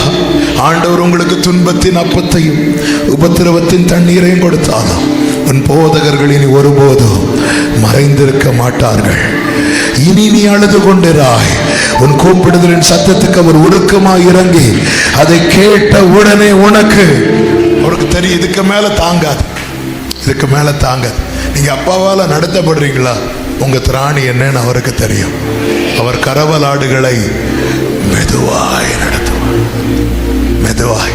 அதனாலதான் நீங்க பாத்தீங்கன்னா பேதுரு ஒரு முறை மறுதளிப்பான், 2வது முறை மறுதளிப்பான், 3வது முறை மறுதளிப்பான். வேதம் என்ன சொல்லும் தெரியுமா? இயேசு அவனை திரும்பி அங்க நிறுத்துறார். இதுக்கு மேல அவன் தாங்க மாட்டான். 3 தடவை மறுதளிச்சதுக்கு மனம் கசந்து அழுது எங்க போயிட்டார்னா திரும்ப மீன் பிடிக்கிறதுக்கே போயிட்டார். இன்னும் ஒரு வாட்டி மறுதளிச்சிருந்தா யூதாசுக்கு பக்கத்துல இவரும் தூக்கு போட்டு தொங்கி இருப்பார். தெரியும் திராணி. வேதம் சொல்லுகிறது, இயேசு இப்படி திரும்பி பார்த்தாராம். அவனால தாங்க முடியல. அவன் மறுதளிப்பதற்காக போகவில்லை. இயேசுக்கு என்னாச்சுன்னு பார்க்க போனான். மற்ற சீஷர்களுக்கு இல்லாத ஒரு பாரமும் அக்கறையும் அவனுக்கு தான் இருந்தது. ஆனாலும் போன இடத்துல அவனுக்கு நிக்க முடியல. நம்ம சுய பலத்தால நிக்க முடியாது, ஆவியின் பலத்துல மட்டும்தான் நிக்க முடியும். அதையும் கர்த்தர் உணர்த்தினார். சுயபலத்துல நிக்க போய் ஒரு வேலைக்காரிக்கு முன்னாடி தோற்றவன் பேதுரு. ஆனா பரிசுத்த ஆவி வந்த போது 1000ங்களுக்கு முன்பதாக எழும்பி நின்று கர்த்தரே தெய்வம் என்று அவன் அறிக்கையிட்டான். ஹல்லேலூயா. ஆண்டவர் பார்த்தார், இதுக்கு மேல இவன் தாங்காது. ஹல்லேலூயா. கர்த்தர் இப்படி திரும்பி பார்த்தார். அவர் திரும்பி பார்த்ததுக்கு அப்புறம் தான் சேவலே கூவுது. சேவல் கூவுன்னு எதிர்பார்த்துட்டு இருந்தா சேவல் கூட ஏமாத்திரும், ஆனா கர்த்தரை ஏமாற்ற மாட்டா. அதனாலதான் நீ சேவல் கூவுறதுக்கு முன்னாடி என்ன 3 தடவை சாத்தா ஒன்ன சோதிக்கிறதுக்கு பெர்மிஷன் கேட்டான். யார மாதிரி சோதிக்கிறதுக்கு தெரியுமா? யோபுவை போல சோதிக்கிறதுக்கு. யோபுவை பார்த்து சொன்னார், யோபுவை சோதிக்க பெர்மிஷன் கேட்கும்போது சோதிச்சுக்கோன்னு சொல்லி விட்டுட்டார். ஏன்னா அவருக்கு யோபுவுக்கு திராணி தெரியும். இவனை கொண்டு போட்டாலும் இவன் நம்மளை நம்புவான். ஆனா பேதுருக்கு திராணியும் தெரியும். இவன் 3 தடவை மறுதலை, அதுக்கு மேல தாங்கிட மாட்டான். அதனாலதான் நானோ உன் விசுவாசம் ஒளிந்து போகாதபடிக்கு. ஆமே. நம்மளை ஏன் யோபுவை மாதிரி சோதிக்கல தெரியுமா? அவருக்கு யோபுவேன்னு தெரியும். நம்ம யோபுக்கு சோதனை கேட்டாலே மறுதளிச்சு போகக்கூடிய ஆட்கள். ஆமா, யோபுக்கு இப்படியெல்லாம் நடத்தினார். ஐயா பாப்பா வேண்டாம்பா. ஆமா, இது கடையில் அதே இல்லப்பா, அதே போல உன்னையும் கர்த்தர் வேண்டாம் வேண்டாம். அவருக்கு தெரியும், நம்ம திராணி தெரியும். இதுக்கு மேல கடக்க முடியாதுன்னு வந்ததும், மனுபுத்திரனே நீ வா. அதனால கர்த்தரை நம்புங்கள், கர்த்தரை நம்புங்கள். இந்த தேவன் என்றென்றைக்கும் உள்ள சதா காலம் நம்முடைய தேவன். மரண பரியந்தம் நம்மை நடத்துவா. நல்ல கையை தட்டி ஆமென் சொல்லுங்க. இன்னும் ஒரே ஒரு காரியத்தை சொல்லி நான் செபிக்க விரும்புகிறேன். இங்க நீங்க பாத்தீங்கன்னா அளவு அதிகரிக்க அதிகரிக்க அதிகரிக்க அளந்து கொண்டே இருக்கிறார். அளக்கிறது யார் தெரியுமா? கர்த்தர். நம்முடைய வாழ்க்கையை அவர்தான் அளக்கணும். நாமே அளந்து திருப்தி அடையக்கூடாது. நாம நம்மை அளக்குறோமோ இல்லையோ மற்றவங்களை அளப்போம். ஆமே. ஒருத்தங்க அமைதியா ஜோம் பண்ணா அவங்க வளர்ச்சி இல்லாதவங்க எண்ணம். சத்தம் போட்டு கையில் அப்படி அடிச்சு ஜோம் பண்ணா அவங்க 3வது வனத்தில் இருக்கிறாங்கன்னு நாம ஒரு தப்பு கணக்கு வச்சிருக்கிறோம். சிலர் இப்படி அமைதியா ஜோம் சரி. இன்னொருத்தரை அளக்கிறதுக்கு தேவன் நம்ம கிட்ட அளவுகோல தரல. அதே நேரத்தில் தேவன் நம்மை அளக்கும் போது நம்ம அலோவ் பண்ணணும். இந்த எசேக்கியேல் அந்த தூதன்ட்ட ஸ்டாப்னு சொல்லவே இல்லை. பட் நாம ஸ்டாப் ஆகும். பீச்சுக்கெல்லாம் கடலுக்கெல்லாம் குளிக்க போயிருக்கிறீங்களா? குளிக்க கால் நினைக்க போயிருக்கிறீங்களா? எது வரைக்கும் இறங்குவீங்க? என்ன ஒரு வெளிப்பாடு! கால் நினைக்க போனா கால் நனைகிறது வரதான். அதுக்கப்புறம் உள்ள போக முடியுமா முடியாதா? முடியும், வெளியே வர முடியாது. ஆனா நம்ம போவோமா? ஏன் போக மாட்டோம்? நமக்கு எதுவரை போதும். அப்ப நமக்கு ஒரு இடத்துல போதும்னு வருது தெரியுமா, அங்க நிக்கிறோம். ஆவிக்குரிய காரியத்தில் அப்படி நிக்க கூடாது. தாவீது சொல்றாரு, என் பாத்திரம், ஏன் பாத்திரம் நிரம்பி வழியுது? அவர் ஊத்திட்டே இருக்கிறார். நான் என்ன சொல்லல, போதும்னு சொல்லல. இதுல ஒரு கிளாஸ் தண்ணி பிடிக்கும். அந்த ஒரு கிளாஸ் தண்ணி பிடிச்சதும் ஸ்டாப் பண்ணிட்டாங்க. இல்லைன்னா என்ன ஆகும்? தாவீது சொல்ல, என் பாத்திரம் நிரம்பி வழிகிறது. நான் போதும்னு. அதே மாதிரி இவர் அழுந்துட்டே இருக்கிறாரு, இவரும் பேசாம போயிட்டே இருக்கிறார். நம்ம சில காரியத்துல திருப்தி அடை, நம்ம கொஞ்ச நேரம் அந்நிய பாஷை பேசுறோன்னு. இன்னைக்கு நான் எங்க போயிட்டு வந்தேன் தெரியுமா? நீச்சாளத்துக்கு ஒரு ஆழத்துக்கும் போகல. இந்த நீச்சல் ஆழத்தினுடைய அதாவது கிளைமேக்ஸ் என்ன தெரியுமா? அளந்து அளந்து கணுக்கால் வர தண்ணின்னா கணுக்காலுக்கு கீழே தண்ணிக்குள்ள இருக்கு, மீதி எல்லாமே வெளியே இருக்கு. அப்ப உண்மையில தண்ணிக்குள்ள எத்தனை % தான் இருக்கு தெரியுமா? ஒரு 10% தான் இருக்கு. 90% வெளியே கிடக்கு. அந்த ஒரு 3வது பாட்டில் நம்ம பேசுற அந்நிய பாஷை மட்டும்தான் உண்டு. அதுவும் டெம்போ கொஞ்சம் ஸ்பீடா போட்டு, டெம்போவை கூட்டல, கீபோர்டிஸ்ட் எல்லாம் அவ்வளவுதான். அவர் மட்டும் டெம்போ கூட்ட மறந்துட்டாரு. அடுத்து அவரு டெம்போல தான், அவ்வளவுதான். அதுவும் நமக்கு அப்படி ஒரு 3வது பாட்டு அப்படி நம்ம தப்பு கிடையாது, தப்பு கிடையாது. அடுத்து முட்டி வர, முட்டுக்கு கீழே தண்ணிக்குள்ள இருக்கு, மீதி எல்லாமே நம்ம எல்லாம் பாதி வெளியே தான் கிடக்கு. அதுவும் முக்கியமான ஐட்டம் எல்லாம் வெளியே தான் கிடக்கு. ஹல்லேலூயா. அடுத்து இடுப்பு 50-50.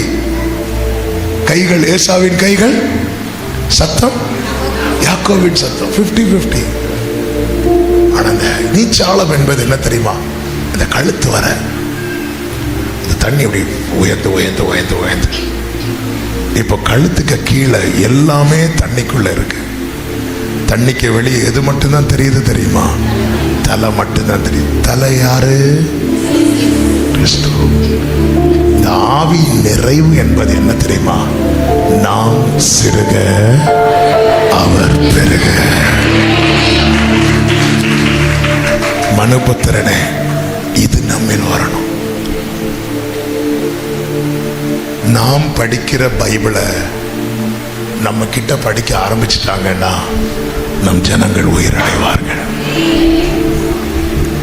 நம் பைபிள் ஃபுல்லா பல முறை படித்தாலும் நாம் படித்த வேதத்தில் ஒரு வசனத்தை கூட உலகம் நம்மில் படிக்கவில்லை என்றால்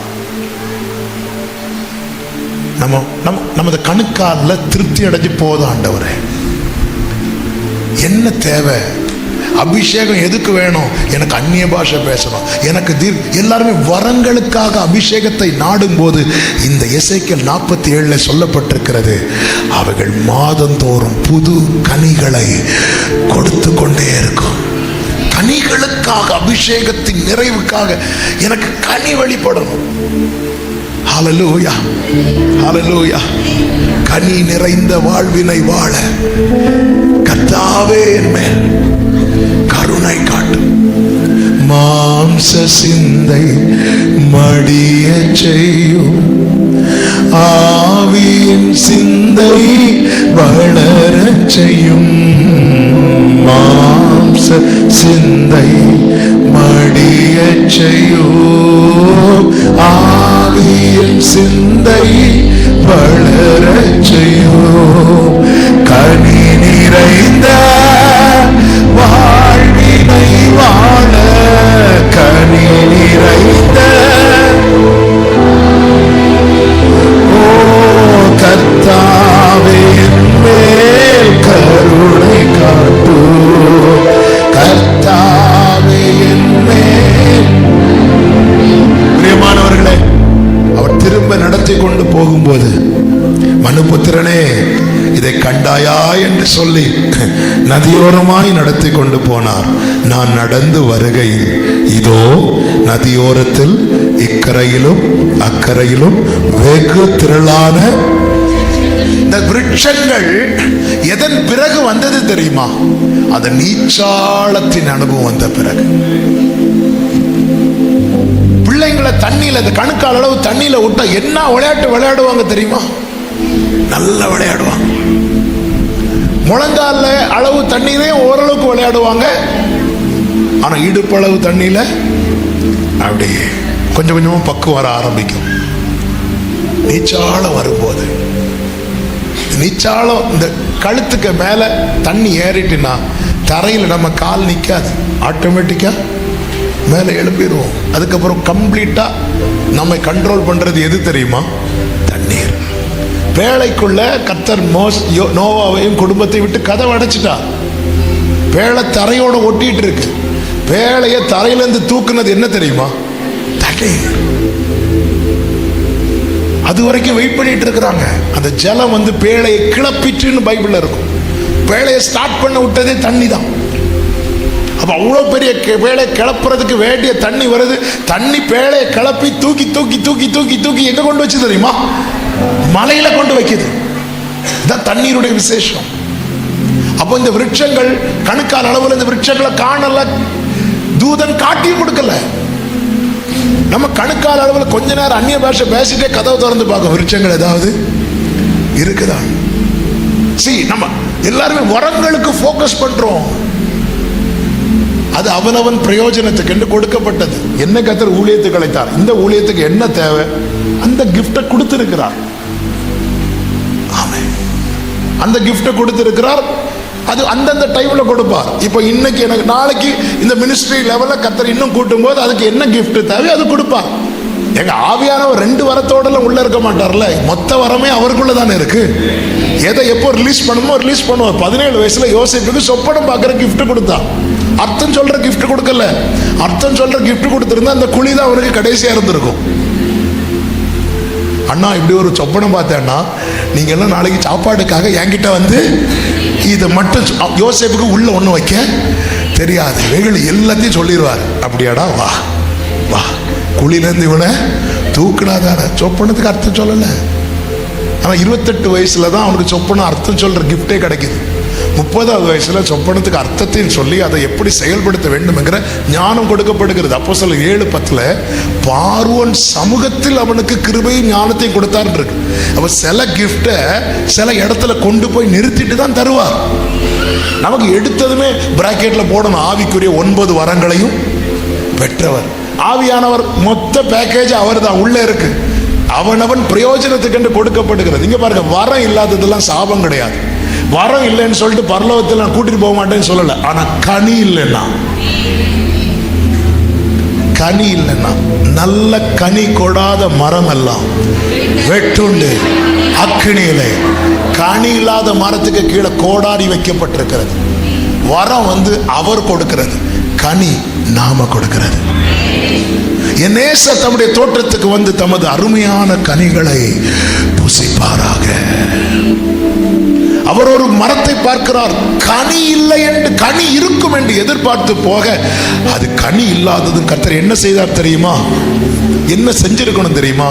உண்டாகட்டும் என்று சொல்லி அங்க கனி நாம கொடுக்கிறது.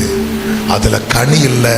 வேதம் சொல்லுகிறது கர்த்தர் அதை சபித்தார். பிரியமானவர்களே, கர்த்தர் நம்மோடு பேசி கொண்டிருக்கிறார். ஆண்டவர்கிட்ட விட்டு கொடுக்கணும். நான் ஆண்டவரோடு பழகியும் என் கேரக்டர்ல எந்த மாற்றமும் இல்லை என்றால், என் ட்ராக்ல எந்த மாற்றமும் இல்லை என்றால், மோசே பாருங்க, மோசையுடைய கேரக்டர் பைபிள் எழுதி இருக்கு. அவன் எந்த குணம் உள்ளவனா இருந்தான்? கரெக்டா சொல்றீங்க, எந்த குணம்? யார் இந்த மோசே தெரியுமா? கரெக்டா அடிக்கிறீங்களே, அதான் இதை மட்டும் கரெக்டா சத்தமா சொல்றீங்க. நம்ம நெகட்டிவ் கேரக்டர்லாம் அதிகம் பேசப்படும், நம்ம பாசிட்டிவ் கேரக்டர்ல மெதுவா விலகி இதை கொலை செய்தவன் தான். ஒரு சின்ன பிரச்சனையை, அதாவது பிரச்சனை இவர் கை வச்சாலே கொலை தான். இவருக்கு வேற இந்த ஹோல்சேல் பார்ட்டி மாதிரி, எங்களுக்கு சில்லற வியாபாரம்லாம் கிடையாது, மொத்த வியாபாரம் தான். அடிச்சா கொலை, இந்த கையை தட்டுறது இதெல்லாம் கிடையாது. ஆனா இந்த மோசைய எப்படி டியூன் பண்றாரு பாருங்க. இந்த கேரக்டர் எங்க எழுதப்பட்டது தெரியுமா? அவன் ஜெபிக்கும் போதல்ல, அவனுக்கு விரோதமாய் ஆரோனும் மிரியாமும் பேசின போது அந்த இடத்துல தான் அவன் கேரக்டர் எழுதப்படுகிறது. அவன் சாந்த குணம் உள்ளவன். நம்ம இங்க வச்சு அந்நிய பாஷை பேசுவோம், வீட்டில் போனா என்னென்ன பாஷை பேசுறோமோ, நம்ம கேரக்டர் அங்க எழுதப்படும்.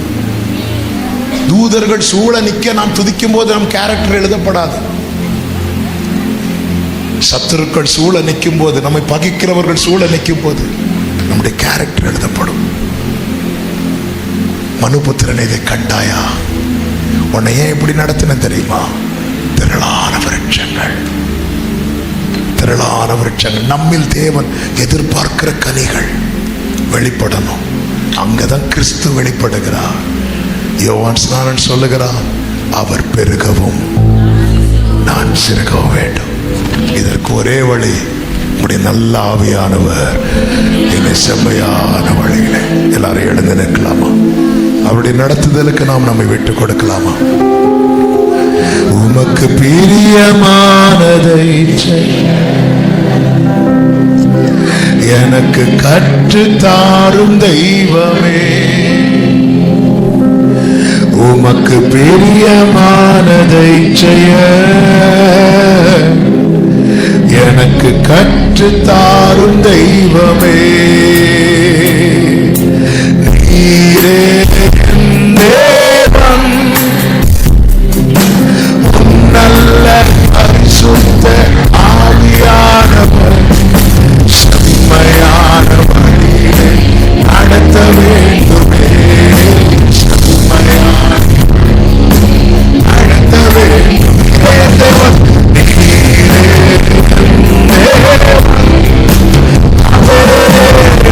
நல்ல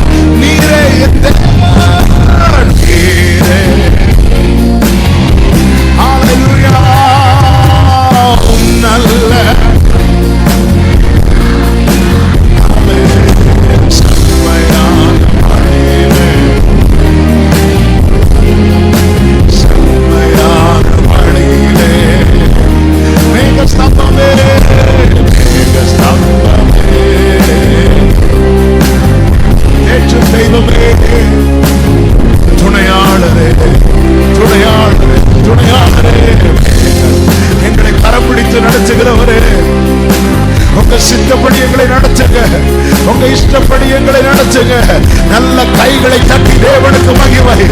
கர்த்தரை தேடுகிற இருதயமே, கர்த்தரால் நடத்தப்பட உன்னை ஒப்புக்கொடு. கர்த்தரால் நடத்தப்பட உன்னை விட்டுக்கொடு. கர்த்தர் உன்னை நடத்துவா, மகிமையிலே சேர்க்கு மட்டும் நடத்துவா, ஆலோசனையின்படி நடத்துவா. ஹalleluya, ஹalleluya, ஹalleluya. உடைய வலது கரத்தை வானத்துக்கு நேராக உயர்த்து, இடது கரத்தை இருதயத்தில் வைத்து ஒரே ஒரு வார்த்தை இருதயத்தில் உண்மையா ஜெபித்து ஒப்பு கொடுங்க. உங்களுக்கு எப்படி சித்தம் அப்படி என்ன நடத்துங்க. எத்தனை பேர் தேவனால் நடத்தப்பட விரும்புகிறீர்கள்? நீர் விரும்புகிற கனியனில் வெளிப்பட, நீர் விரும்புகிற கனி நதியோரத்தில் நாட்டப்பட்ட விருட்சம் போல என் வாழ்க்கை இருக்கணும். பிரயோஜனமற்ற வாழ்க்கை வாழ்ந்தது போதும்பா, என் நாட்களை வீணாய் கழித்தது போது ஆண்டவரே. நதியோர நாட்டப்பட்ட விருட்சம் போல என் லைஃப் மீனிங்ஃபுல்லா, பர்பஸ்ஃபுல்லா, பரலோகம் பரலோகம் பார்த்து சந்தோஷப்படும்படி என் வாழ்க்கை இருக்கணும்பா. என் கேரக்டர்ல மாற்றத்தை தாங்க, என் ட்ராக்ல மாற்றத்தை தாங்க, என் பார்வையில மாற்றத்தை தாங்க. கனி நிறைந்த வாழ்வினை வாழ, கனி நிறைந்த வாழ்வினை வாழ கர்த்தாவே என்மேல் கருணை காட்டும். கர்த்தாவே, நல்ல தகப்பனே, உங்க கிருபை தாங்க. இன்னைக்கு நீங்க நிறைய பேசுறீங்க, உங்க சமூகத்துல கொண்டு வந்து புறப்பட பண்ணுகிறீர். இதோ உங்களுடைய பிள்ளைங்க உங்க சமூகத்தில் இருக்கிறாங்க. இந்த கூட்டத்தில் உண்மையா நான் கர்த்தரால் நடத்தப்பட விரும்புறேன்னு சொல்லி அர்ப்பணிக்கிற உள்ளங்களுக்காக நான் ஆண்டவரை ஸ்தோத்திரிக்கிறேன். இவங்க வாழ்க்கையில் அற்புதங்களை மட்டும் இல்லப்பா, கனிகளை பார்க்கணும்பா, கனிகளை பார்க்கணும்பா, எல்லாரும் பார்க்கணும்பா. கர்த்தர் அப்படியே நிறுத்தும். உடைய நாமம் இவர்களில் மகிமைப்பட நீர் கடைசி வரை கரம் பிடித்து நடத்தும். மகிமை அனைத்தும் உமக்கு, இயேசுவின் நாமத்தில் பிதாவே, ஆமென்.